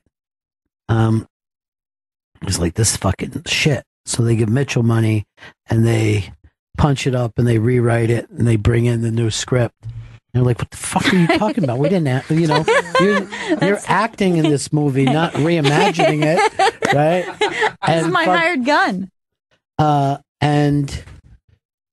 Fucking, they would not budge, and Kinnison wouldn't budge, and that was it. And then he was blackballed in Hollywood movies, and he was like, didn't give a fuck. He was just yelling about it on stage. You know what I mean? But that could have been, and the same thing happened. It's so weird when they give a comedian a chance or two, and if it does just explode like they were Eddie Murphy, that's it. Yeah. You know? They give Dice the crazy fucking Ford Fairlane. They're like, well, that didn't work. I'm like, nobody could have made that fucking script work. That fucking script is bananas. You know what I mean? Nobody could have pulled what do you off. want me to do with it? When you watch this, you're like, someone produced, wrote, and directed this thing. You're like, someone produced, wrote, and directed this thing. And then You're it falls on fucking me. crazy. Yeah. Then I'm the one who has to save this thing and make it believable. I'm always, and I guess they just think, hey, they have so much charisma on fucking stage that it'll work out that way. But I mean, it's tough to turn something into fucking nothing. I can only think of, Jim Carrey pulled that off with Pet Detective. Yeah, that script doesn't make sense. Like that would Ford be successful. Fairlane. Yeah. It's crazy. Just fucking Ford Fairlane crazy. All right, so this is what's been going on for the past 20-some minutes. We couldn't get Ant into the building. Yeah, that was the problem, yeah. But he did get into the building eventually. Way to give the bit away. So he's on his way here right now. Yes. Let's break and bring him in. Bennington show, and he finally got in the door. Oh my God! It's Anthony Cumia. Anthony, what's happening, buddy? Thank you. Wonderful to be here. I got held up down there, security. I come to see Ron Bennington. They got me waiting in the lobby. This is like me trying to get into Canada. The same shit happens. Yeah. It's the security down there is. I guess they're just doing their job. Yeah. Like the people at Auschwitz. They were just following orders. Good Germans. I like a security guard that's dressed like a monorail pilot from Disney, too. Their getup is adorable, isn't it? And they're the ones telling me, I'm persona non grata. Apparently, you spell my name, Anthony Cumia, he's not allowed in the building. Right. You put Cumia, comma, Anthony, welcome. Yeah. Come in. So That guy's different. Yeah. It's a computer glitch. That's how Manson Charlie got to me. That motherfucker. Let him up. Go ahead, Mr. Charlie. You're allowed up. The AA show is live Monday through Thursday, 4 p.m. CompoundMedia.com. You and Artie Lange. Artie Lange. It's just a match made in somewhere other than heaven, but it's wonderful. The guy is one of the funniest guys ever, especially for the format of radio. Right. Any kind of, just seat of your pants broadcasting. The guy's hilarious. I remember the day that we introduced it, when you finally announced, me and Jimmy were sitting around for 2 hours waiting. Yes. And then he comes in and just fucking crushes all three of us. Yeah. I mean, I looked around and everybody else is just pounding the fucking thing. And that's Artie. He's just, he's been on the biggest radio show that ever was. Yeah. And, it's an amazing combination. It did a lot, especially yesterday's show reminded me a lot of the old days here when I would have to just cringe, hide my face, and try to keep the guest in their seat. Right. And not have somebody chase them out of there. Yesterday we had Chris Hansen on, of course, from To Catch a Predator, and one of the greatest reality shows ever. And Artie's just sitting there, and I'm cringing. He asked him, do you fuck kids? What do? You fuck kids? I'm not familiar with the... Not quite familiar. He knows something about kid touching and Chris Hansen. That's all he really knew about. That could get him a show. Yes. You touch kids, you got to show what happened. And then he arrests himself. Yeah, right. And then you come and you have all your guests arrested. Terrific. That's terrific. Honey, why don't you tape that for me? I like to watch that show. Yeah, and he told him that Jared from Subway is a good friend of his. He was just really playing up the whole kid angle thing with Chris Hansen, and I would have to jump in and ask a legitimate question and kind of refocus Chris Hansen. And I remember when Fez and I would book those really bad. Remember, you used to get those booklets of really bad fucking people, and then we would book them on the show, and then we would all do the phone calls. Like I would ask them about their thing of, the Illuminati is running the Catholic Church, and all right, let's go to the phones, and it would just be us pounding this, and then I would be keeping them on at the same time. Yes. I don't know how he got through, and that was all of our guests. That was 100% of our guests. That would constantly happen. We would give the signal to the callers. It's like, and remember, people, serious questions only. Serious questions only. And they would start calling up. And your mission as the host is to keep the guy from hanging up, literally from hanging up on you. It was one time we had Donald Rumsfeld on the phone. When he had his book come out. And this, the Secretary of Defense, one of the most powerful men in the world during the Bush administration. And Louis C.K. was in there, and Louis would just ask him, are you a lizard person? I've seen on the internet that you and a lot of these upper echelon people are actually lizards. And I'd be there, Mr. Rumsfeld. Now, during the first Gulf War, when... so I saw pictures where your eyelid comes in from the side, and it's goddamn, Donald Rumsfeld. I'm trying to keep him on the line, and that was so much fun. And that definitely yesterday reminded me of that. But it's different if the person is there. You know what I mean? Yes. Like you can do anything to somebody on the phone. We're so brave, right? When the guest is on the phone. But to have that person sitting in front of you and see them either angry or hurt, or you know what I mean? Oh, yeah. You're a person. I'm sure you both have had experiences where a guest, like, it goes sideways and the guest is in the room. Yeah. Ooh, and that's Steve the Whistler was a big one. We had a guy who's why did we book these guests? Right. Remember that? Yeah. It was Steve the Whistler. It was a guy that apparently won some type of whistling contest. And we thought that would make a good guest. And he came on and he had a CD of the music that he would whistle to. Yeah. And Opie's job was to put that on and let him whistle. And he kept stopping the CD and then blaming the CD player. And the guy had to start. He restarted his whistling song probably 10 to 15 times. And I had to run behind the equipment. I couldn't face this guy any longer. But those were great for those shitty guests. Who was the guy that, I mean, this was actually a good guest. The guy from Blade Runner, me, you, and Fez. A classic. Were Rutger Hauer. Yeah. Rutger Hauer. And we were just letting it go on and on. And then we started to leave one at a time and just left Rutger Hauer alone. On New York City, fucking giant stick, millions of fucking people out there, and just left him alone in the studio. And why? This is a great actor. Why would you do that? You know what I mean? Like, there's no reason to disrespect this man. You said Ant was the coffee repairman who was just hanging out in there. I was just hanging out, and I was the one that was asking him questions about his movies, and he started throwing pencils and pens at me. I was having pencils and pens thrown at me by Rutger Hauer. Fucking unbelievable. So it's very surreal.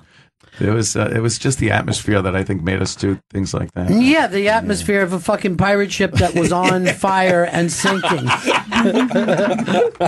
Isn't that it? Yeah, that was it. And yet, if you were to write the book, that's the fucking book that you would write, you know? All right, the AA show. Now, you and Artie, and was Artie... Because I had heard that there was a couple of people who thought they were getting the show. I don't know what the controversy is here. I mean, ever since I started, we were kind of thinking of a co-host. Right. I don't mind doing a show by myself. Right. I just ramble on for 2 hours about, the Clintons or something. Yeah. But in order to kind of get away from just my point of view, which can be a little toxic at times, a co-host, maybe. Yeah. But we needed the right person. You can't just throw somebody in there. So when Artie kind of became available, and I've done his show over at his apartment a couple of times, and it worked out well. We seemed to have a flow there. We thought Artie could be it. We had like a short list of a few other people, but nothing serious. Yeah. I mean, ever. So whoever thought they were kind of in line for it. Yeah. No, they weren't. I guess Stuttering John Melendez got a little upset with But Artie. he blamed it all on Artie. He blamed it all on Artie, that Artie got the gig. Yeah. And, I don't know. We have the wonderful Joe Matarese in today at 4. And Joe had just made a video and then pulled it off of the internet. But, it's the internet. You're going to see it. Right. And it was a critique of the Artie and Anthony show. And he's brutal. And I don't know what, he decided after 2 or 3 days that he was going to start critiquing the show. So he's on today, and he's definitely going to be have to explain. You're going to put him the fire over it. But bit. It is true that you can't judge. And I don't give a fuck whether it's the Tonight Show. If you go back and watch the first Jimmy Fallon Tonight Show, disastrous. The first time that he did the other show, disastrous. Disaster. The first Chevy Chase show. Unbelievable. Oh, wait. Okay, maybe sometimes. But you know what's even funny? I'll go back and watch the old Lettermans when they'll put them on, and you're like, man, I thought this was a lot funnier because I remember screaming. Yeah. I hear the audience dead a lot on those shows. So funny. Yeah. The old Carsons are on full episodes at night, and you watch those, and 90% of it stinks. Yes, and you're always told that Johnny was such a genius in his timing. You think every episode was gold. And again, I don't think audiences knew how to react to anything back then. They sat there. A lot of times a celebrity is being interviewed by Johnny, and the audience is just dead. I'm thinking they should probably chuckle there or something. I think they were so polite. Yeah, do you think they coached them less? Like that's something that came with the business? I think here's the truth. Here's an interesting thing. Go back and look at like Men on the Street stuff from before, and people now know how to be on TV. You could say to somebody, hey, you're on the Today Show. What happened in this fire? And the guy will be able to do it. Yes. Anybody on the street will just say, this is unbelievable. Thanks for having me here. But back then people were just shocked and stunned. Everyone was awkward. It was a new thing. You didn't get on television every day. Everyone expects to be on TV every day, or they've been on YouTube or somewhere else. So, and there's so many outlets that years ago, you're right, when they put a microphone in someone's face, they're like, well, we first saw someone exit the building. He ran north, down, and it's just a citizen in a suit and a fedora not knowing what the hell to say. This is the beautiful thing. There was a guy on the football game last night on ESPN who they threw in at the end of the show, and he just fucking totally ate it. He has some he's a Mexican guy, and they bring him on. He's a dreamer. Yeah, he's a dreamer, and he's a broadcaster. And it was his first time on the big stage, and just this was right at the end of the game, right, Chris? Yeah, they're doing the Broncos-Chargers game. All right, this is up on the iBank too. If you want to see it, go ahead and hit it. Beth, Coach, it's a pleasure to be with you guys here on the field from just stop it, would you, Chris, and take down some of your stuff. Have all your fucking your stuff. favorite songs are up? Yes. That's a good one, actually. I love that one. He's, did you find it? It's embedded in the video for some reason. No one puts Vito in a corner. Well, we'll try to find the link to that. But here's the thing, too, about your show now. Like, you could just come in here and sit down. We're all kind of schlubby. Yeah. When you do your show, it still has that, am I sitting upright? Am I gulping my water? You don't. I'm very slouchy, so that would like make me. But also, like sometimes on this show, I'll be like, I'll look at the next. Like if one of you guys starts talking, I'll just start looking for the next thing to do. Right. You can't do that on your show. It's almost a thing that keeps you on your guard and keeps the show moving. Like I recall many times, especially toward the ass end of the O&A show. Yeah. We were all just on our phones. Yeah. We were literally talking and on our phones, whether we were trying to find she-mails to date, or we were playing the new Candy Crush, or we were on Pal Talk trying to find the next girl we were going to get into trouble with. We were all not paying attention to the show anymore. And like now, people will see you if you're on your phone. Right. That's it. You have to keep the show moving. I like that aspect of it. I also like the visual aspect, being able to play clips, and they're out there. Everyone can see the videos that we're playing. That's cool.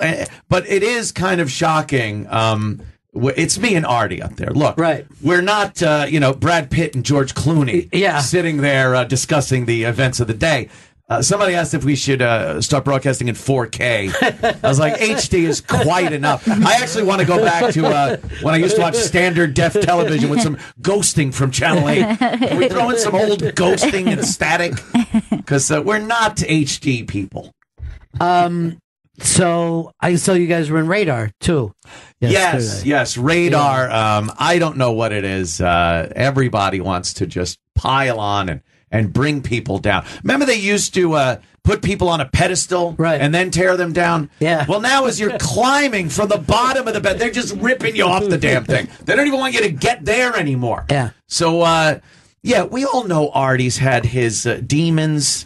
And he's dealing with a lot of stuff that he's been going through for years. This isn't a surprise or anything, right? And I love the fact that he's coming on and doing the show, and it's something for him to do on a daily basis, right? It's great. They were talking about. I think they actually said there's rumors around that Anthony is thinking of firing Artie. It's like day 2. This was after day 2. Right. I think even though, it's Artie, but 2 days, come on. Yeah. Give me a break. And the AJ Benza actually messaged me and said, you going to squash these rumors about Artie? I'm like, what rumor? I didn't even hear about them. But apparently I was firing Artie. And then I'm texting Artie and telling him, like, no, this is not true at all. Well, you're not a corporation that you can be bruised if Artie has a slip here or there. It doesn't matter. Right. I was forced to start my own company, my own broadcasting company, to avoid things just like this. Like I had to be on some platform where I absolutely couldn't get fired. Like it would be very difficult for me to get fired at this point. Artie being on there, if he's funny and he's showing up every day, that's it. God bless. We're doing a show. Radar Online. Go fucking talk about anyone else that actually has bosses and people that give a shit. So Artie couldn't do anything that would make you fire. Nothing. Yeah. I love having that kind of freedom. People talk about freedom of speech and the ability to talk about anything. I'm like, yeah, I love that too. But part of that is not being able to get fired for stupid shit. I could say horrid things on Twitter every night. I do. And he could miss a show or two, and whatever. We'll roll with it. I love doing the solo shows every so often. I've done them before. I'm not going to sit there and go, what do I do? Right. I'll cancel the day because I don't know how to talk for 2 hours. If you're in this business for over 5 years, I'll give you 5 years and can't sit in a microphone and carry on a semi-entertaining show for 2 hours. Get the fuck out of the business. When someone said to me, how long could this show last? I go, who cares? You know what I mean? That's game show. You know what I mean? Who cares? Who cares? Yeah. If it's 10 years, that would be something. You know what I mean? I'll be more baffled if we're like, hey, it's the 10-year anniversary. Should it be like those shows that the writers and producer and everything haven't marked end to it? Yeah. Like we're only going 3 seasons. Yes. And then we're stopping it. Yeah, that's hilarious. Maybe do one of those. Yeah. So there's not this constant expectation. We never even knew that was a thing until like the English guys started to do that. Yes, like The Office, of course. The Office. It was like Gervais is like, we think we couldn't do any better.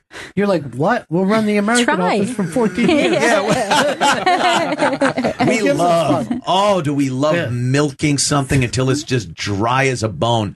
Great shows that started out amazing mutate into these horrible versions of it after some of the stars leave. They just keep fucking pumping the chest, trying to keep it going. That Charlie Sheen show where there's just another guy. It's not even Charlie Sheen. No, they tried bringing in like Ashton Kutcher, and then there are some real disasters, like All in the Family.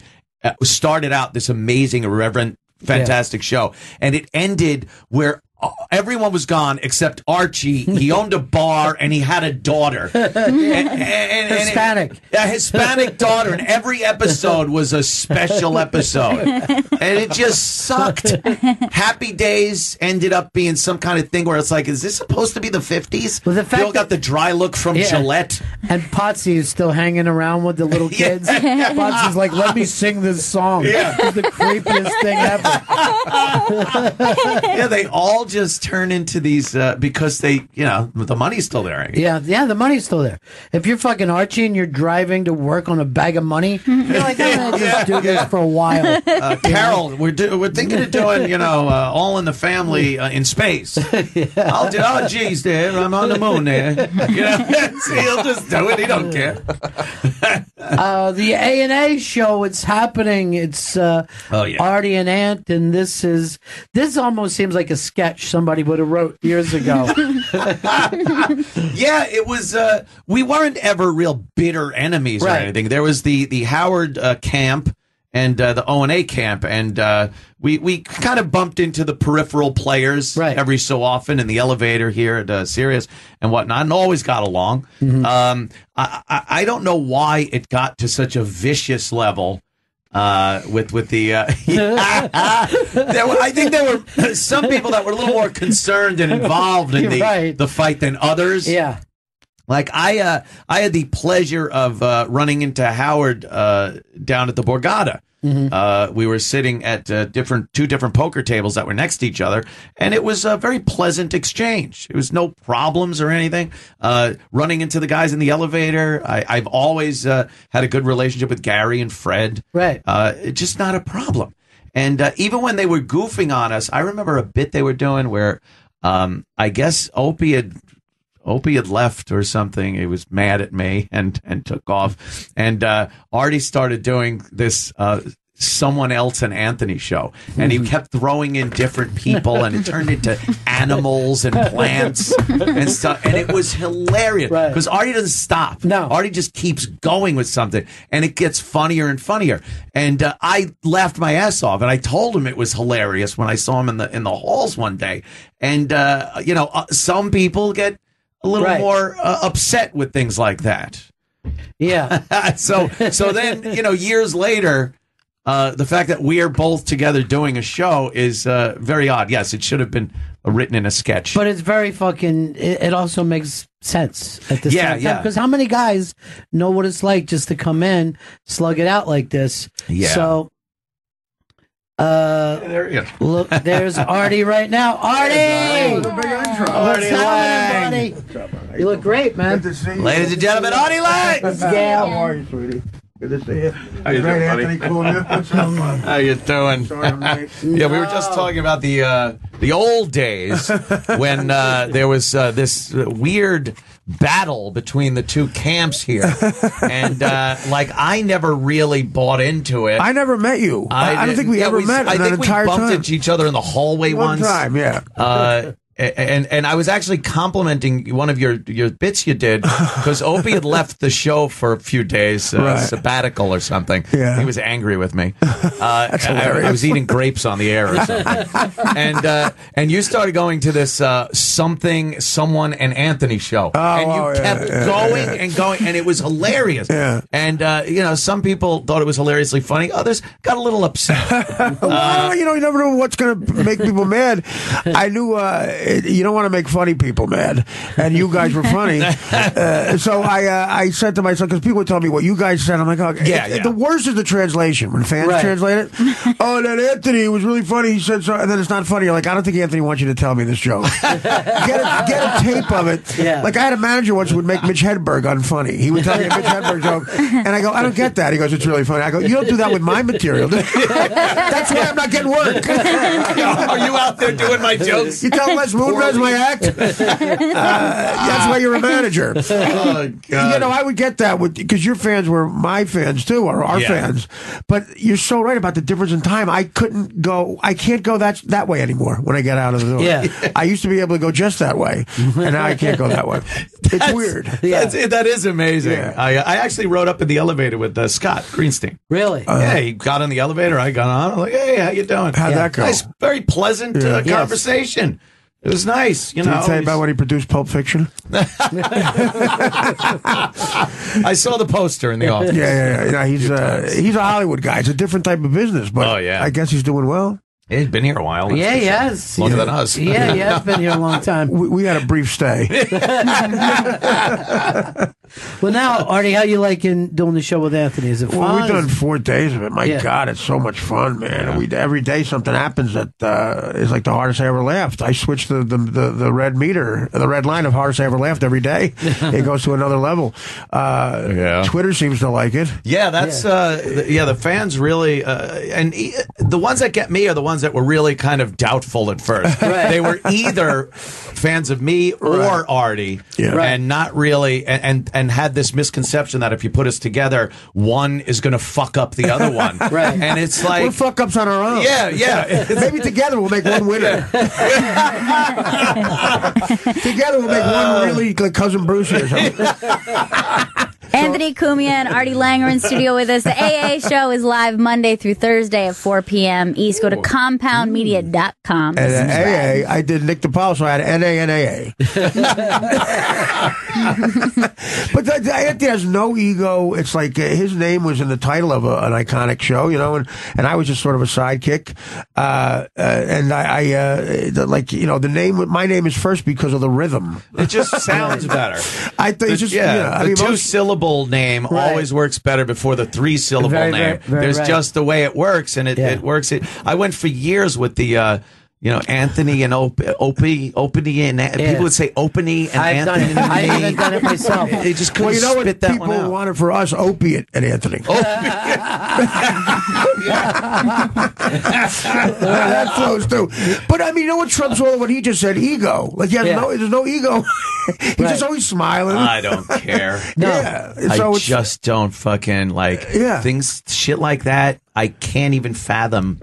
Stressing. People having a problem with shit like that. Who cares? So the answer is it's a blast so far, you know. Yeah, it's a lot of fun. I was talking about yesterday with Chris Hansen. Oh God, I don't know if you really wanted me to stop because you're friendly with the guy. No, it was so goddamn fun. It was reminiscent of like the old shows when someone would come in. Like, but we asked. Of course, yesterday was the anniversary, the solemn anniversary of September 11th, 2001, and Chris Hansen being a newsman. I asked him what he was doing on September 11, 2001, and Artie asked him, "Were you fucking kids?" And what? We were on the top of the Trade Center having sex with was anyone having sex with a child on top of the Trade Center? Kids' ass on the world. It was just... and he was a good sport, though. Yeah. No, there was an audience there. He has this great idea where there's bleachers. Anybody wants to show up, comes and sits. Some days there's one person, some days there's it's great. So all these cops and firemen were there, and they were laughing. So as a comic, I'm playing to them. As long as they laughed, I kept doing it. You know? Right. Yeah, and they only laugh at the most upper crusty type of humor. Cops and firemen. Yeah. Thank you. And ass fucking. Yes. That is true. The difference between a comic and a broadcaster, a fucking comic will throw everything away. Right. If it's getting left. Everything goes out. Until you're stores, commercials, time you're supposed. Who gives a fuck? Right. Yeah. I'm getting laughs. Yeah. But now you have that freedom that, when you work for a corporation, you really... You do have things that have to be taken care of. Yeah. There are things, responsibilities to the corporation and the limits that they'll put on you as to what you can and can't talk about. It's terrible. It's stifling. And these days, there just seems to be more of that out there because regardless of even the company you work for, like, who's the sponsors? Do they have a problem? Right. Yeah. Do they own, the car company owns the pretzel company that advertises on it. You don't know. Too many people involved. Yeah, you say something and it trickles down 5 people later, you're being called out on the carpet. So I love the freedom of just being able to go in there, whatever the fuck we want to talk about and however we want to talk about it. That should be on the advertisement. Like, we have no bosses. We have money coming in and there's no bosses. And if there's no one telling us not what, like Snapple isn't upset with the kid fucking bit. Yeah. And if there were two people that you would think should probably have a boss, someone there to. But Ronald, you're a stand-up too. You're a great stand-up, and I worked with you a couple times in the stand-up. I realized how good you were. So you know both worlds. Yeah. And it's just like, I don't give a shit with Snapples. I'm a comic. I'll keep going. So for comedy, I think we're the perfect two guys not to have it. For corporations, no. Now, speaking of, you're going to come in and do a mashup with me when you come on stage, right? Yes, I am. I've done a couple of these little events that you have down at the stand and whatnot. And you had great time. You have great timing. Oh, my God. And I think he should get on stage more. I really do. I just never really gave that thought. Well, now he's rich. It's a bad time to tell him to do that. Maybe he needed rent money. Well, last night we were at the Village Underground with Chip Chipperson. That was, the big Chip Chipperson live show. September 11th show. I go in there. The place is fucking packed. Yeah. It's a sold-out crowd at the Village Underground. And nice room. They are loving every second of the show. Yeah. That idiot gets out there dressed like he's, I don't know, he's got like the spiky Cruisin', the movie Cruisin' hat on. Right. That's a good movie. And he's wearing those. You look like Cruisin'. What do they call those? Jenko pants? Yeah. Those big, wide, a leather vest. He just looked like a blithering idiot. He looked like Corleone's first consigliere, Jenko? No, not Jenko. Jenko olive oil. It was just. The first thing I said was, "This isn't real, people. This isn't a real thing." People like characters. He's selling merch. Yeah, he's got like everything is working for him. And we were up on stage with, of course, Sam Roberts and Colin Quinn. Yeah. Bobby Kelly, myself. That's a lineup. That's a line from Murderers Row. It was great, and we had a fun time. A guy came down from the Upright Citizens Brigade to teach us improv. Oh, Jesus Christ. I am a real guy who, by the way, had no clue what the fuck this was going to be about. He was doing, some exercises, some improv exercises. Oh, yeah. And, of course, Chip was throwing monkey wrenches into the whole thing. There he is. That's how Chip was dressed. Where's the origin of that? How did that come There about? changes all the time. There doesn't origin. There's not sense. It's what Chip thinks is cool. When you do that show, you've never felt more off balance because you don't know whether to agree, attack him. That's the funny. You know what? The character's better looking than Norton. Yeah, I don't know how he swung that. No, he's a talented guy. Covered that beluga whale head he had. He looks behind his sonar equipment. It looks like Halloween for a 13-year-old boy. I was amazed that you said that he never breaks either. No, he never breaks break. when you're doing the show. Nope. Remember I did it with you, and I'm like, are we on the air? Is this a show? He's like De Niro. He's a method actor. It is. He really is. But the sold-out crowd loved it. They all stayed to get pictures and autographs and merch. Well, that's work It's ethic. crazy. And Bobby Kelly feels like Dr. Frankenstein that created this monster. Well, I was going to say, what happened? How did it get created? It's been a character on the O&A show for years. I mean, he would just start. Because we hated it. We hated the character. He would just do these cornball jokes and puns that were terrible. And it was very short. Like, he would do it for a few seconds. I'd acknowledge it, and it was over. So I don't know how he decided to stretch this into an hour podcast and then a 2-hour live show. It's going to get like the Ice Capades is picking it up. I think we can see it at the Garden.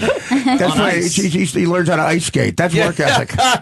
But, Jim Carrey's doing that thing about how he went nuts when he played Andy Kaufman.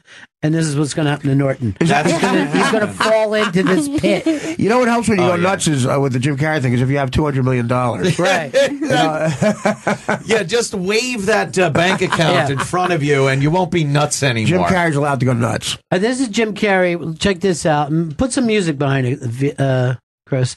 This is Jim Carrey, and he's at Fashion Week, and this is just him on the red carpet. Yeah, he's getting laid doing this. Yeah. Hey, Jim Carrey. Yes. What? I've covered a lot of fashion weeks. This is the first time I've run into Jim Carrey. Wow, he's circling her like help me. that. Are you sure you're wandering He looks like Trump and Hillary. I'm doing just fine. I just She's hilarious, the girl. There's no meaning to any of this, so I wanted to find the most meaningless thing that I could come to. Wow. And join, and here I am. I mean, you got to admit it's completely meaningless. Oh my God! They say they're celebrating icons inside. Celebrating Do you believe icons, in boy, that is just the absolute lowest gaming possibility that we could come up with. It's like icons. Do you believe in icons? I don't believe in personalities. I don't believe that you exist, but there is a wonderful fragrance in the air.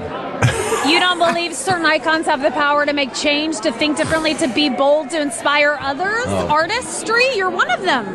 On the good foot. Ha! What if the grids change? Shut her down now.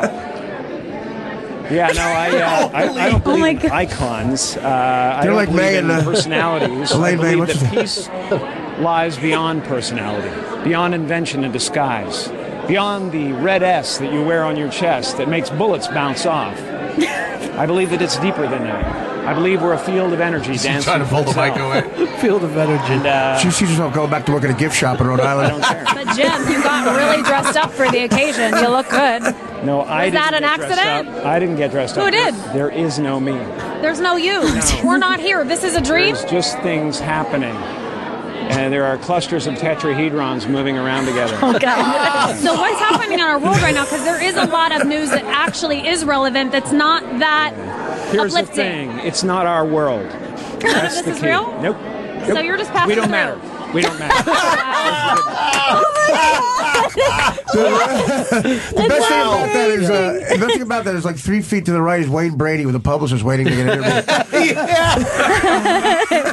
That is now the Joe Namath interview is now second place for more awkward. Oh my Now, Joe Namath, if that was a character, Joe Namath to just give him an Emmy or I love you. I don't care if the team is struggling. We don't exist. You're just a breath of fresh air. I want to kiss you. I want to kiss your tetrahedron. You go from fucking a young Raquel Welch to get turned down by Susie Kelber.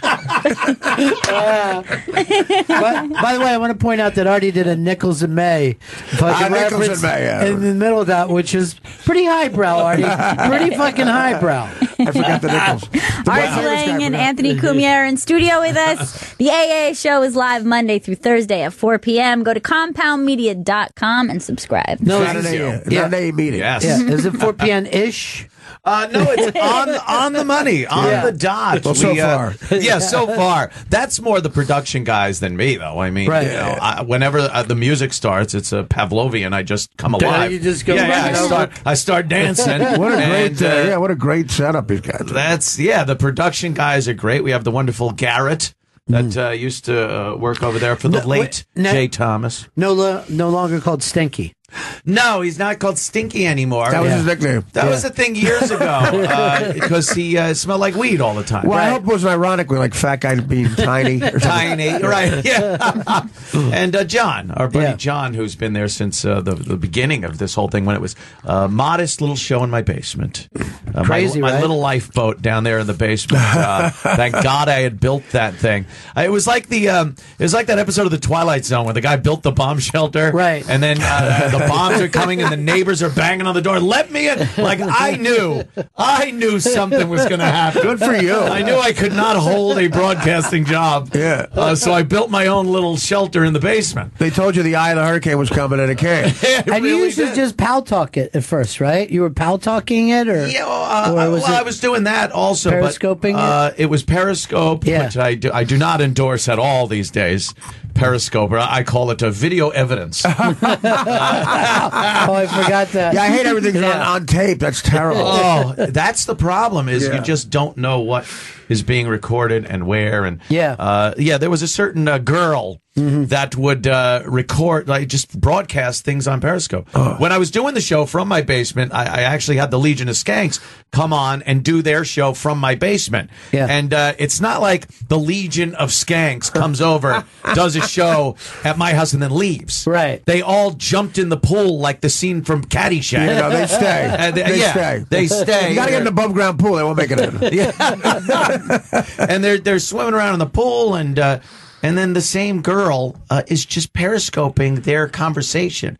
And of course, what do you think they're talking about? Right. Chicks and this and that, and things that is supposed to be privileged info. So yeah, people that do that, that's despicable. Their on-air stuff is libel. Yes, yes. Never mind what they're saying off air. Yeah, no, I mean, that's true. Everybody you meet now is a cinematographer. They all got like video and stuff, a photo album, like a videography, right? And it's very scary. Like John Gotti could never work nowadays. Oh my God. John Gotti had a guy in his crew named Angelo Quack Quack Ruggiero, and Quack Quack was called that because he talked too much. Oh shit! You don't want to be that. No, I'd love to see John Gotti when his guy goes, "Hey, Quack Quack opened up a Twitter account." He's tweet. Quack. Tweet. Yeah, send them in here. Yeah, you don't want to be that guy. Wow, you think about things like that, like organized crime. Sure. In today's day and age with social media, they're all tweeting. That would be a bad thing. They're tweeting out the body. That's why, I mean, most things were like when we were younger, you couldn't even imagine what Mick Jagger was doing with his life, let alone to be able to tweet to him and expect a response. That's what's always shocking to me. And the imagine thing is always better than what he's really doing. Yes, exactly. Because let it be a mystery. We knew what celebrities did when they were on Carson. Yeah, we got to see them, and when they were performing, like a band live. You went to a concert, that was it, or you saw a star in a movie. But other than that, you did not see them. Right. I guess that's why those magazines did well, like the Star and the Enquirer and stuff, because that was like a look into their personal lives. But now they're, hashtag my lunch. Right. Yeah. And we get to see what fucking, But, at least the Star was... J-Law is eating. At least the Star was fictionalized to keep the buzz going. Right. Not see how dull they are. Like you were saying, Led Zeppelin fucked a woman with a shark. Right, yeah. And no one fucking tweeted it? Yeah. Where is it? Was it a bull shark? Oh, my God. Tiger shark. Oh, what? Yeah, you walk straight ahead. Yeah. But remember, Jack Nicholson wouldn't even do fucking The Tonight Show. Yeah, so he would never only knew. do a magazine. He would be interviewed in a magazine, but he wouldn't go on mystery. Merv. It's a mystery, Yeah, he didn't want to give it away. Part of celebrity back then was the mystique of the whole thing. Being cool. Right. And now it's just thrown away with, Tom Cruise, A-list stars get slimed at the Kids' Choice Awards. Would Jack Nicholson ever get slimed? No, that's fucking true. Stars, they're just like us. Yes. Why? Why do you want somebody just like us? And why do we have to please kids? Fuck them. I'm not going to the... be cool enough not to get green shit out of me? My kid was. Shut the fuck up with your kid. Those asshole kids. Yeah. Artie Lange, Anthony Cumia, they're live Monday through Thursday. I love it. 4 p.m. East. You're like the guy in the rap group who just yells Brooklyn every once in a while. Brooklyn! That's the job I want. CompoundMedia.com to subscribe. Oh, my God. Yeah, I love it. Fun time. We're going to take a break here, Chrissy. All right. We're right, but you guys can hang out for a while, and then you're going to do your show? Absolutely. All right. It's a long day. Artie and Anthony here. It's Bennington. It's the Bennington Show. We got a big unmask coming up, Chris. Who we got? That's Pamela Adlon. That's happening Thursday. Oh, she's good. She's very talented, yeah. Thursday, September 21st at 5 p.m. at the Village Underground. Go to ibang.com for free tickets to Pamela Adlon Unmasked. It's going to be a big event. And so tomorrow night, Ant, do you want to do stand-up with me or Thursday night? Tomorrow night, I believe. What do I have tomorrow night? Thursday night's probably good. I think I do Chip's podcast at 6:30. Perfect. And then I like dart on over. Yeah. Yes. Here's Chip. I run out of there. All right, we'll Thursday sounds good. I'll get you all the stuff for that Thursday night at the stand. Ant's going to jump up with me, and we're going to fuck around for 15 minutes. Nice. I love it. By the way, I'm doing the stand's anniversary show. You doing that? Yes, I am going to do that. That'll be a lot of fun. Yeah, I'm doing Artie and I brought in the new year. That's right. You did. Yeah. We counted down the new year. Wow. At the stand. Well, Artie was putting together this thing because you were touring with the guys from the TV show. Right. And so it was, that's a fun place to do the stand. You got about 86 people. It's real intimate. But the thing is, right before the stage, it dips. You know, it's on the floor, like dips like this. Yeah. And I've almost died 3 times. It's the way to go. Yeah. But Artie was, getting back in comedy shape because he's like, I don't know what these hipster kids are leaning on the wall and shit. But you went out and crushed every single night. Oh, thanks. Well, so did you. The AA show live Monday through Thursday, 4 p.m. East. They're hanging out with us today. Oh, yeah. And this is 4 Guys in Radio. Now, a legendary show. You just upped the game of... we did. I think we did up the whole thing. I don't even know what to call it. It's not really a podcast. It's a web show. It's a fucking... I don't know. I don't know what it's called, but there are plenty of podcasts out there. A lot of them suck. Right. Yeah. This just... My brother's is terrible. I wouldn't be surprised. Like, everyone has one. Everybody who listens to your show has a podcast. Everyone's got a fucking podcast. Well, you know what I said? The difference is when I got arrested in L.A. County, I was in L.A. County jail. The guards gave me my own cell because I was on Mad TV. And then when I got arrested a few years ago, they gave me my own cell because I was on the Stern Show. And then when I got arrested recently, I said I have a podcast, and the guard said, so do I.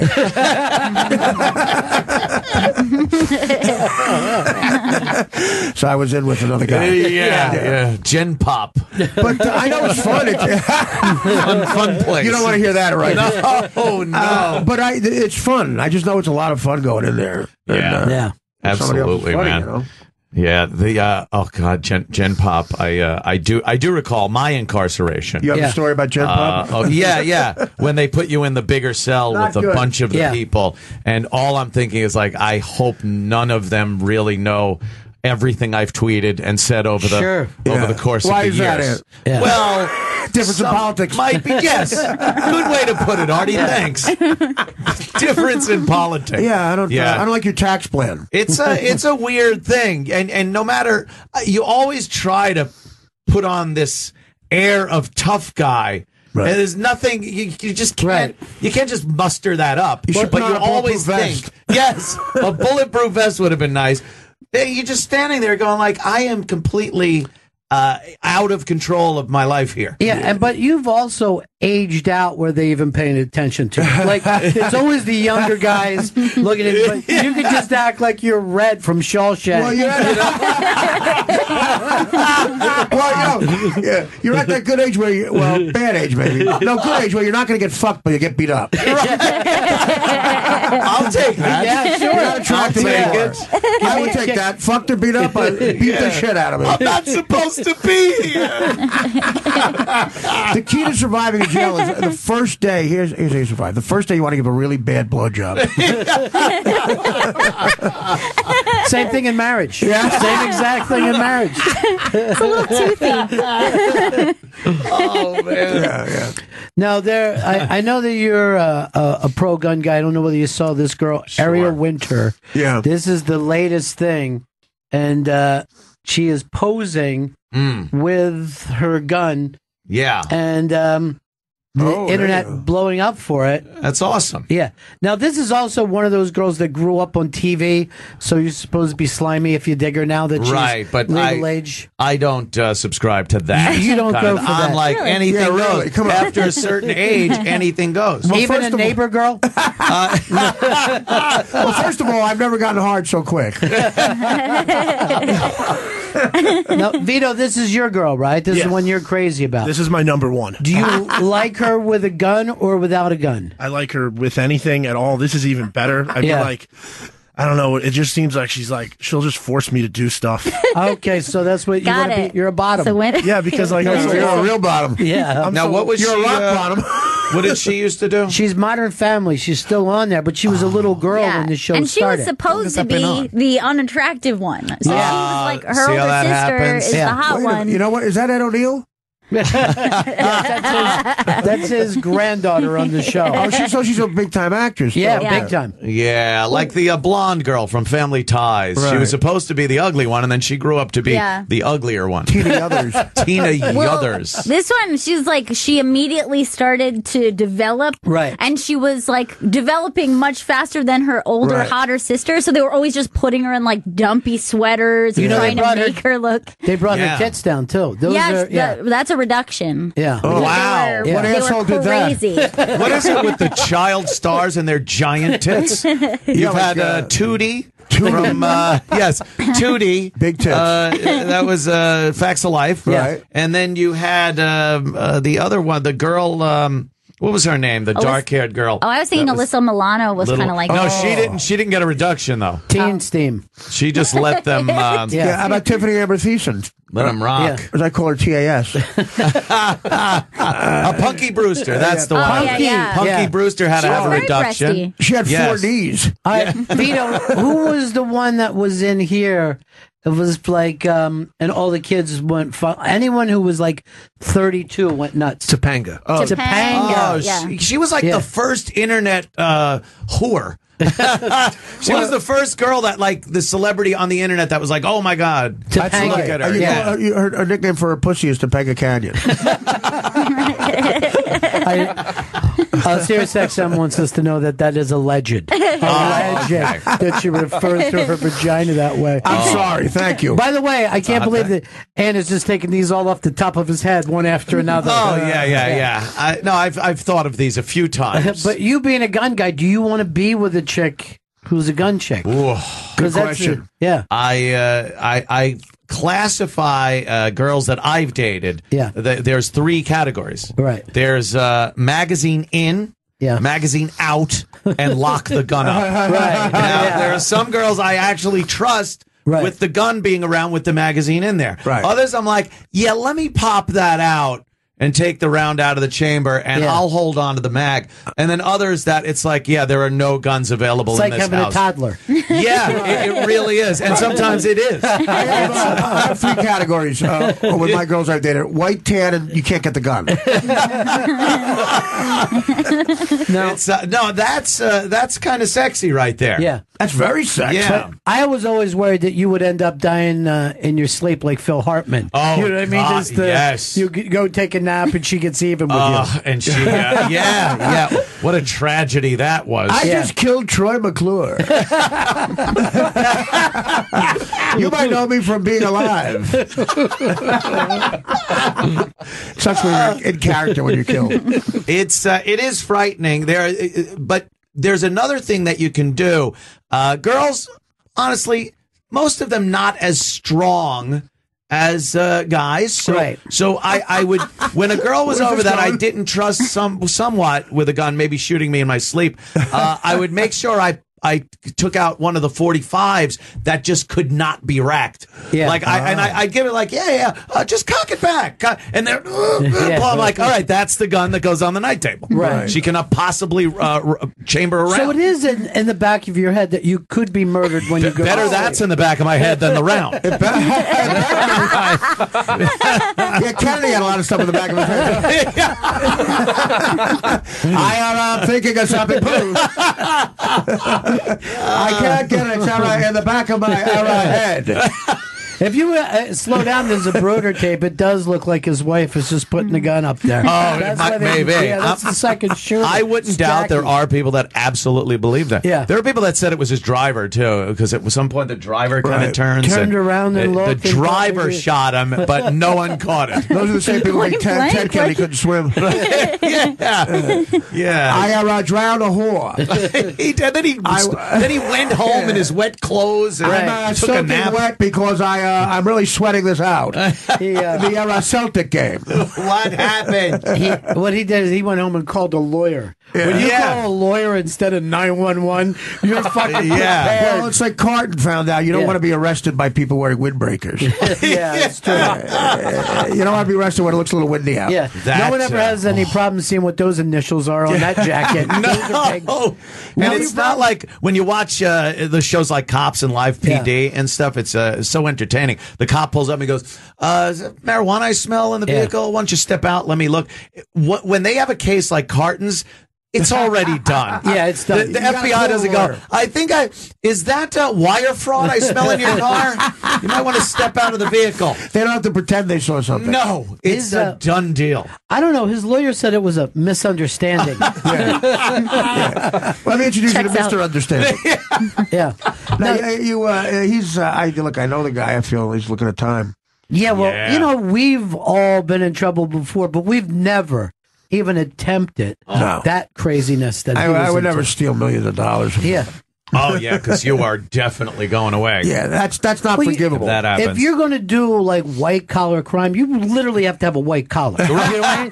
It's like if one of us gets that idea, we're like, well, that's crazy. Yeah. Ronnie, I could never pull that off. In all the history of doing radio and giving out the prizes, have you ever given a pair of concert tickets to someone you knew?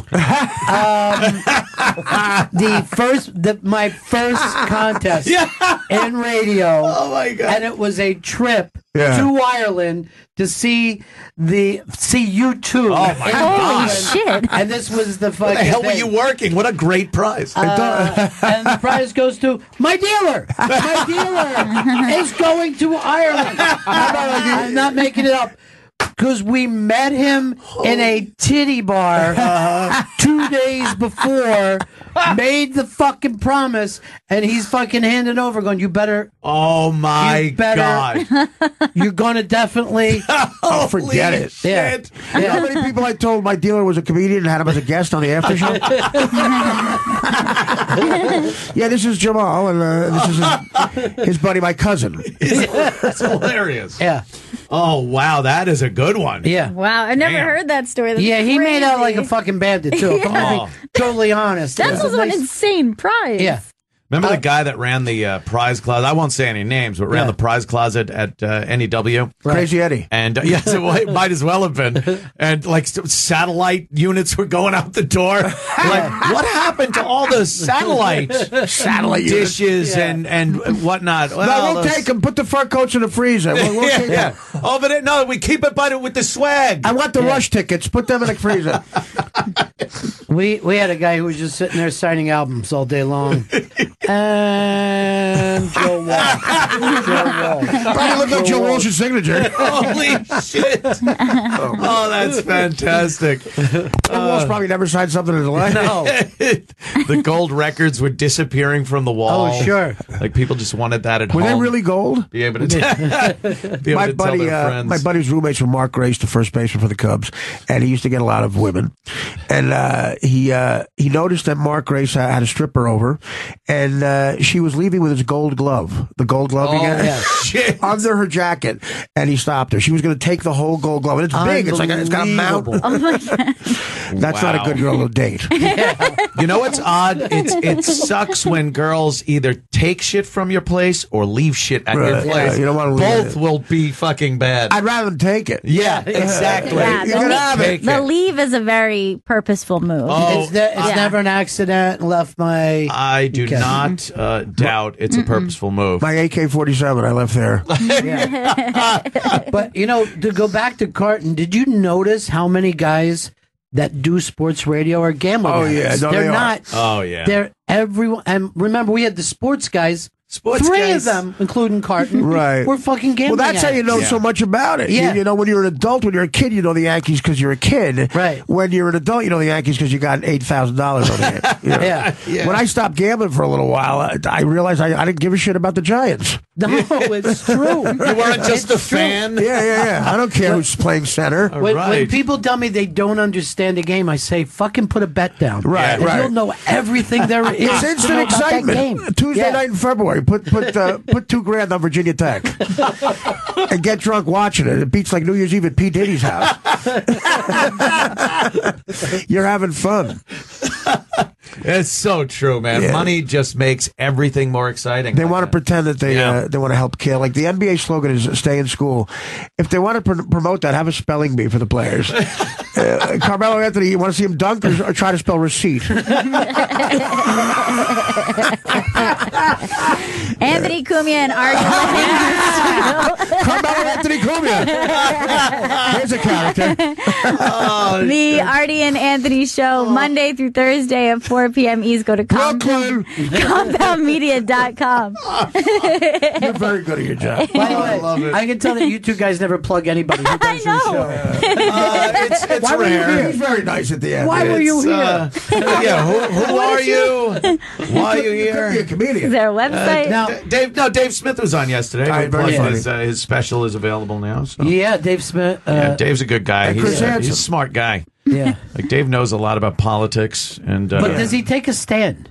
Yeah, he's like crazy libertarian. Yeah. And I do mean crazy. Like I don't want anything. No army, no police, no. That's easy to say because it'll never happen. Yeah. Right. It's only when your guy gets elected does this stop being fun to talk about politics. It happens you're in the defense in post-apocalyptic movies. Yeah. That is libertarianism right there. Come for my shit, I'll shoot you. Right. You don't need a police force because I'll just shoot you. Right. Basically, any Patrick Swayze movie where he's not a bouncer.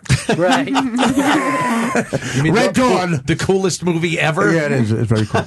Well, I wish you guys were here yesterday. The Reverend Al was doing a town hall. Oh, the fact that he's still around is amazing. He looks like a Pez dispenser. When he turns his profile, he's a Pez dispenser. He lost weight everywhere but the head. The head is like a fucking Easter Island head. The prosecution. First of all, outraged. Staying around after you fucked up so bad on the first swing with that woman who wasn't raped. Tawana. Yeah, Tawana Broly. Staying around after that is a major task. Yeah. You know, and he's been around forever. He's been relevant.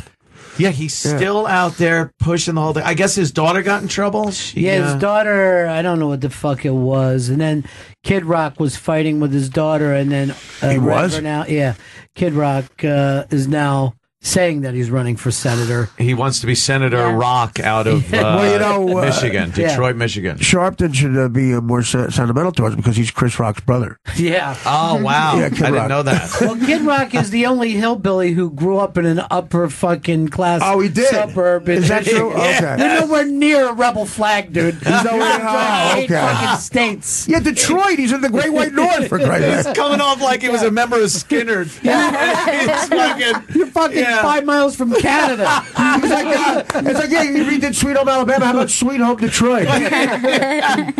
Oh, that's hilarious. He comes from money. Yeah, he's done. What did you say? His dad owned a car lot or something? Yeah, he owned like a string of car lots. Yeah, of course. And that was always the rich kid. It's my deal, Wade. It's a lot of money. Yeah. It's my deal. Yeah. So, oh my God, look at that. Wow. Well, Michael Moore he's on fucking Broadway, still hanging in, but they said the tickets aren't moving. He's from Flint. It's the same. Yeah, he's from Flint. These guys, they've hung around for a long time now. You know how bad of a businessman I am. 3 years ago, I opened up a water park in Flint, Michigan. Skeletons were coming down. Right. They were actually hurting their head when it hit the lead in the water. I need 80,000 miles of Poland Spring. There's a fat kid going down the slide. Kids are going down the slide and their skin's fucking coming off. Is Michael Moore's thing on Broadway just him standing there and pontificating? He's standing there and he's saying no cables and wires like that Spider-Man show. That would be great. It's Yul Brynner. Yeah.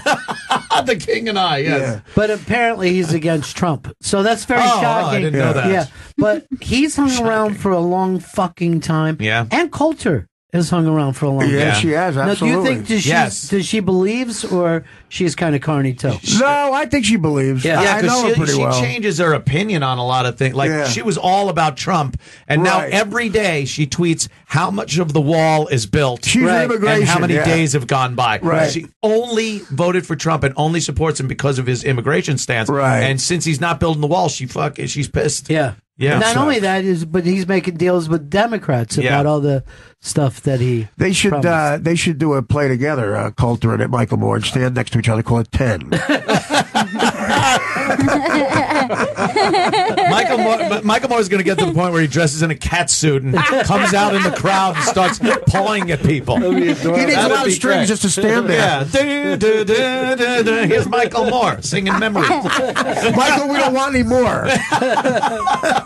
Midnight, and I'm at the Jack in the Box. That's it. He just takes a scene from every big show and does it one night. He's fucking Grease, West Side Story, whatever. Well, I tried to do that when Hamilton was a hit. I tried to do a couple of plays with a black theme because it was a big hit. So I had Phantom of the Opera's obvious, but I had my best one was Rent is Late. I couldn't get any on their feet. One rehearsal. Has anyone seen Hamilton here? Have you seen Hamilton? No, I haven't seen Hamilton. I have not seen that Big one hit. either. Gonna sweep the Tonys. I'm not for cultural appropriation.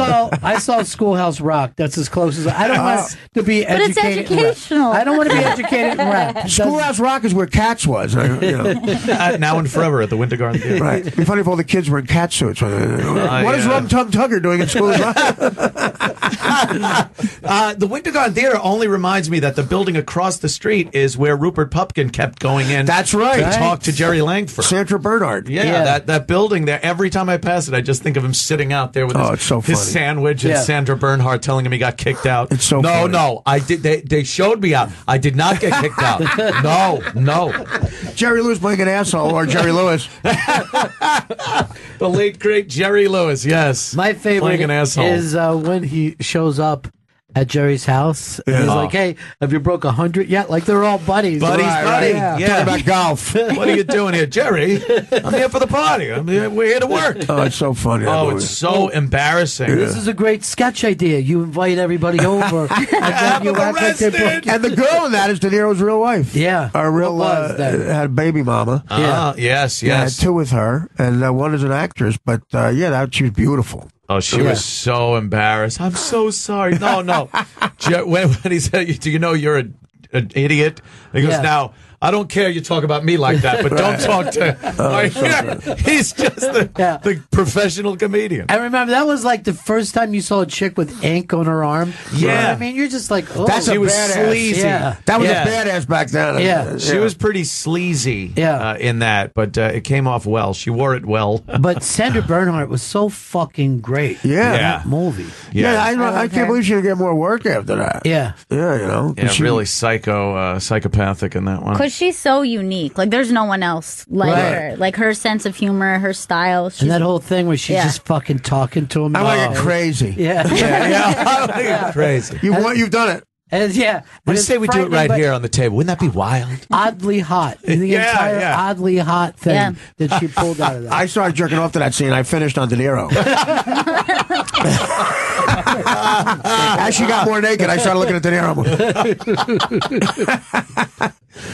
You guys are still big De Niro fans? Well, I think he ruined his legacy. It's a shame. Yeah. I mean, I wanted to tell you, it's like, no one knows him from Raging Bull anymore. Yeah. No, and you watch some of those classics, and they're just, you can't imagine anyone else doing that role. Right. And then now it's just, he's doing that. Look, I'm an intern, but I'm old. It's always that guy. Oh, the please. intern, it literally looked like they yelled action, he was sleeping, and they went, Bob, wake up. Even some of the other ones, like Midnight Run, was a funny movie. It's classic. comedy. I love He's it. in a comedy. That's the kind of comedy you'd expect De Niro to be in. Yeah. And I understand, look, people get older, it's different.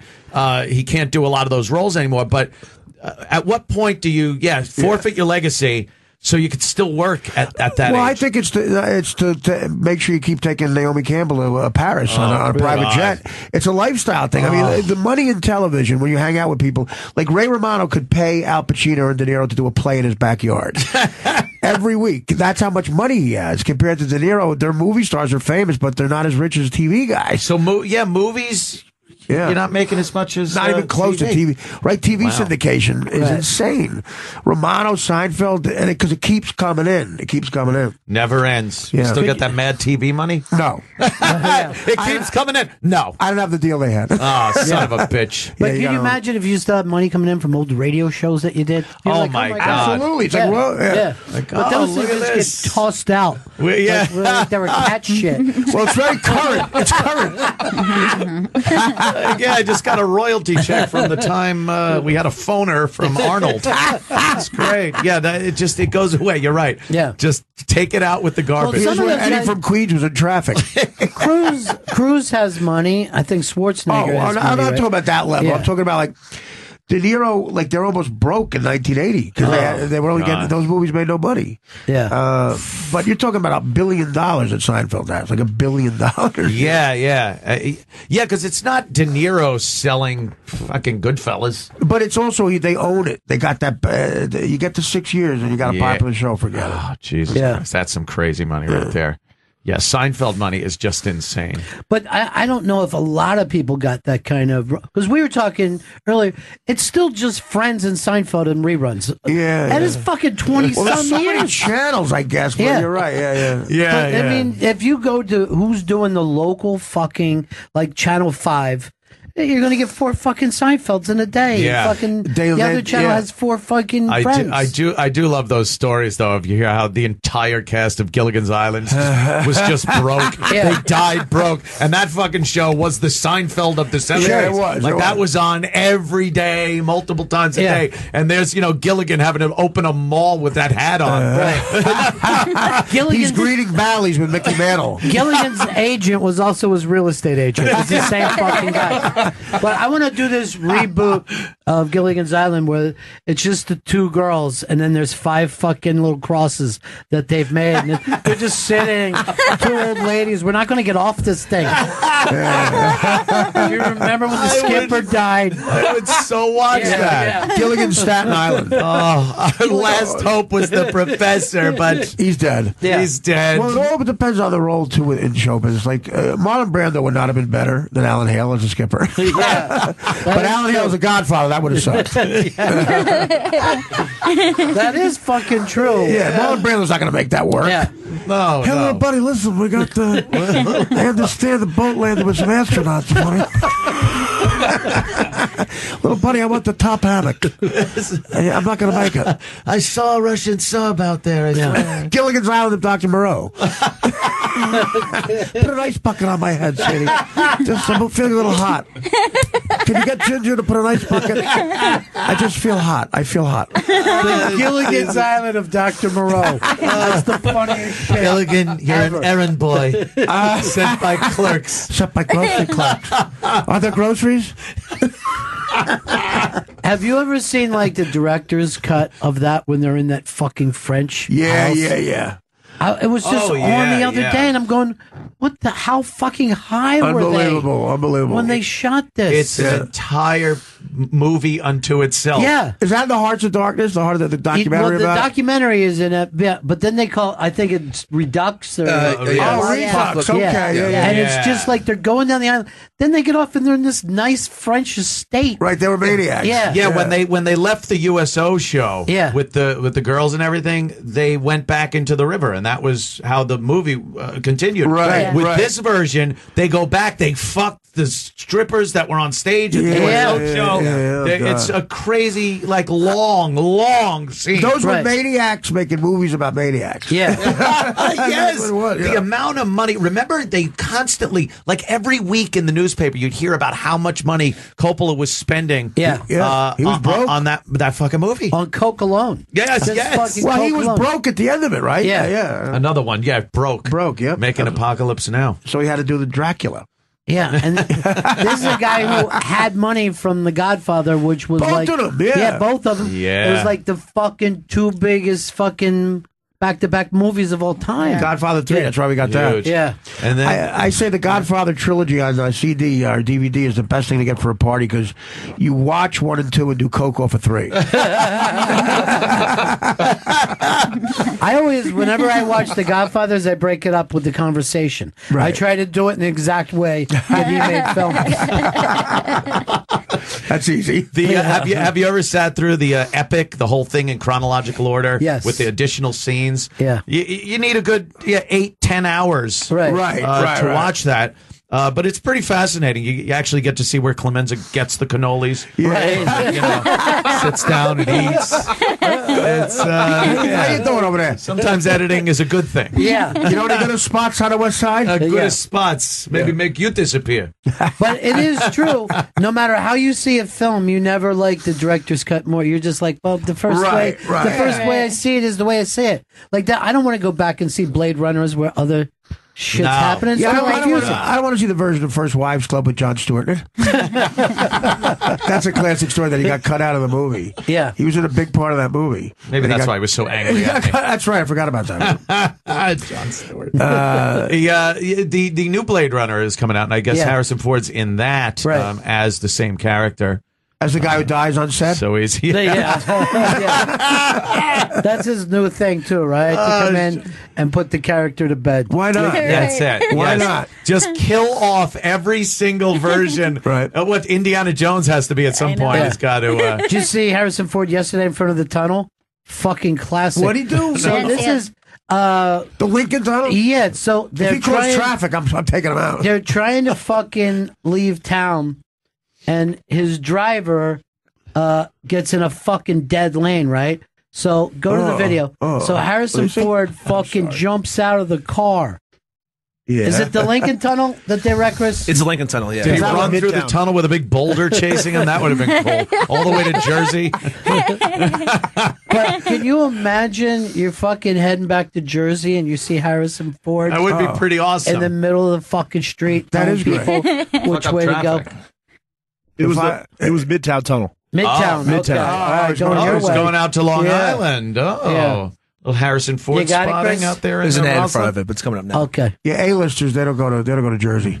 They go out to the Hamptons. Who's maybe going to Silver Cup Studios to do a little work. Oh, there you go. Oh, Silver Cup. Perhaps. Yes. Which is where I shot Crashing. I'll bring back that plug. Are you excited about season 2? I actually am. Yeah. I think it's better than season 1. Wow. As far as my performance. Chris, give it a pause first. Okay. All right, let's get into it now. So you got to turn up the audio on it too, Chris. You actually hear somebody? Yeah. I wouldn't even recognize Harrison Ford. Yeah, me neither.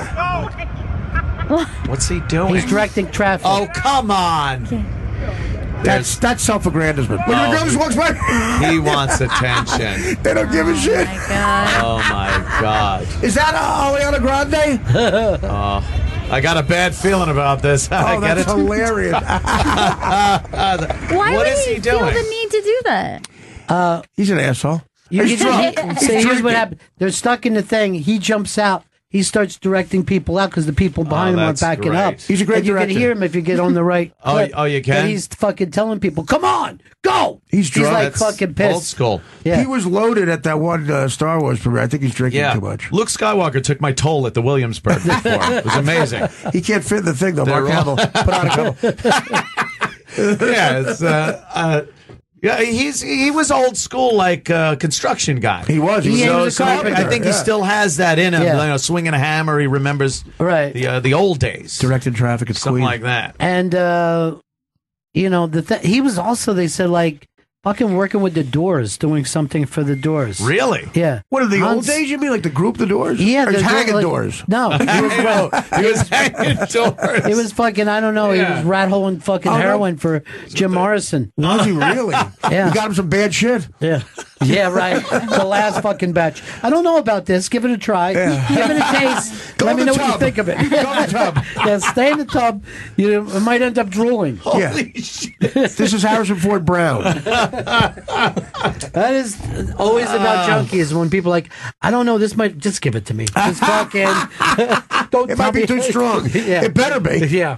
You know, for your listeners out there that recall Eastside Dave McDonald, Yeah. he is also on Compound Media. Oh, yeah. He does his own show on Tuesday nights at 7 p.m. His show starts, and he's just a giant fan of Harrison Ford and Star Wars, that whole thing. Right. I go in there, and he's just so excited to talk Star Wars. Yeah, that's fun. Every single day. That's fun in your 50s. His tweets, his Facebook posts are all him, like, photoshopped into Star Wars. His kids play with lightsabers. It's this whole thing that he just adores Star Wars. It is madness. At a certain point, any art that he took in stopped there. Yes. Yeah. He honestly, he's a little old for fanboydom, right, to that extent.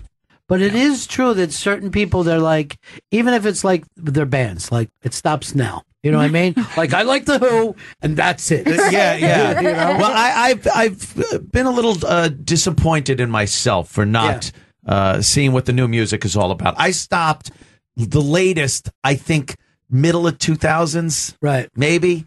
Now I have no clue anything that happens. No, here's what happened. New music. Our generation, we fucking said rock and roll will never die, long live rock. We believed it.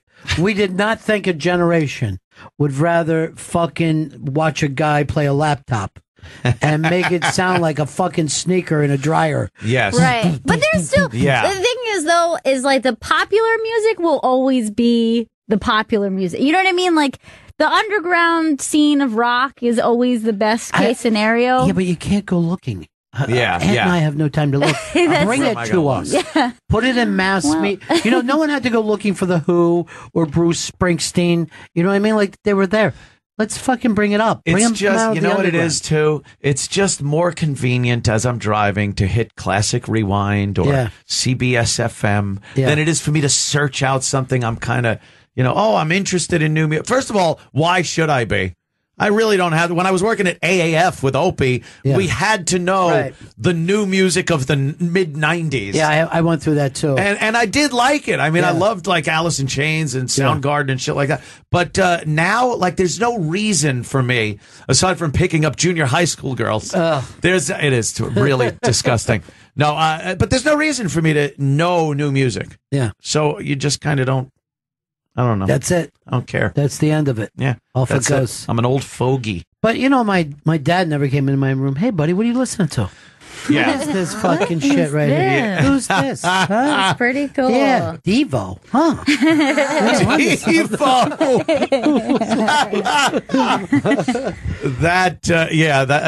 I watched that show Catfish on MTV sometimes. Yeah. And at the bottom of the screen, a song, a very, nice, pleasant song will come on, and they'll put the name of the song and the artist at the bottom. And I swear I've never looked and said, oh, I know that band. Like, I don't even know the bands, never know the songs or anything. I've never heard of the band. So, and I remember like older people saying that, and it's Is Alice Cougar coming to town? But I also have, like, I'll be watching TMZ. That's a guy. I'll be watching TMZ, and I don't know who any of the stars are sometimes.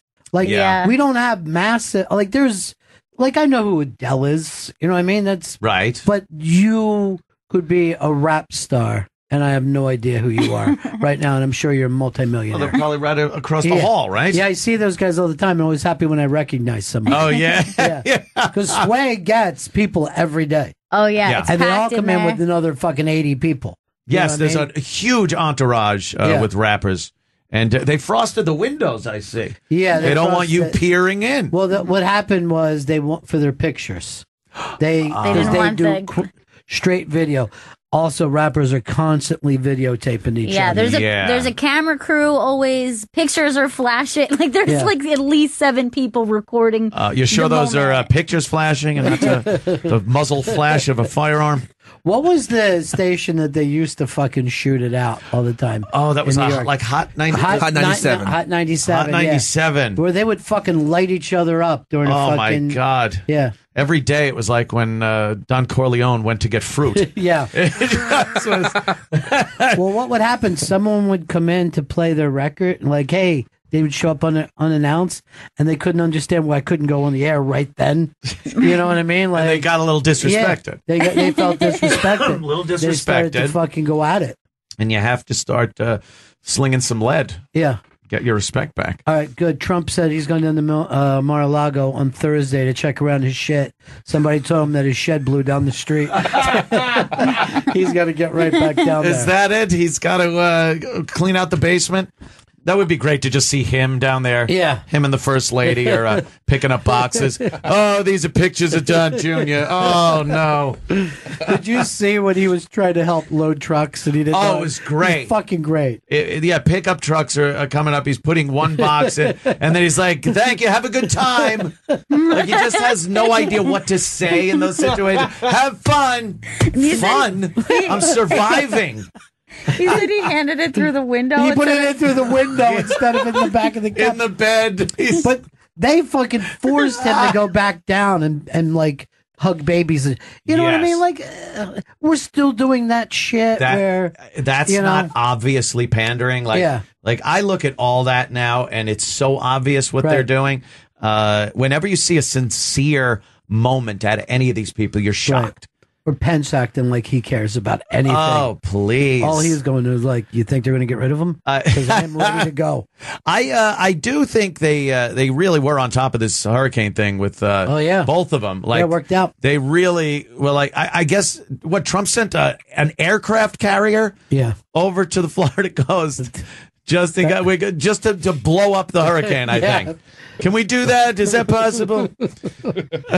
All right, we got to wrap this up. Oh, my God, I love it. Where did Artie go? Well, Artie, I think, there he is. Here he comes. He'll be here long enough. Were you nervous for him, Gail? Artie, we're wrapping this up, buddy. I just for the great Fred Norris. Yeah, did you?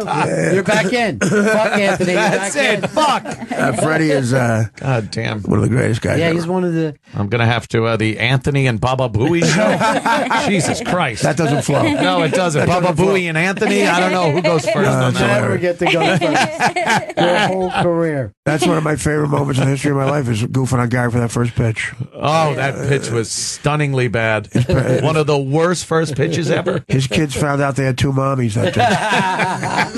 Ron, I love you, man. Buddy. You're the best. And I'll see you at the stand coming up, right? I'll see you at the stand, and me and you at the stand. I'll see you Thursday night. Awesome. All right, make sure you plug it on your show. So yes, I will. I'll come by too and hang. So I'd love to do that. Yeah. All right. So Thursday night, I'll be at the stand and look for more dates with Artie there. To me, it's an amazing thing to fucking watch Artie Lange work out in a room that size. It's crazy. I had the best fucking him doing that, and Florentine was putting together a special. It was fucking hilarious. It's a fun time. Comedy's a fun scene now because of guys like you. And girls like you. Oh, that's very nice. All right, AA show Monday through Thursday, 4 p.m. East, compoundmedia.com. And then we'll see you guys again Thank you, Ronnie. in 1974. Thank you. Ladies and gentlemen, the evening is over. We hope you all enjoyed yourselves, and we'll see you all again in 1974. Good evening!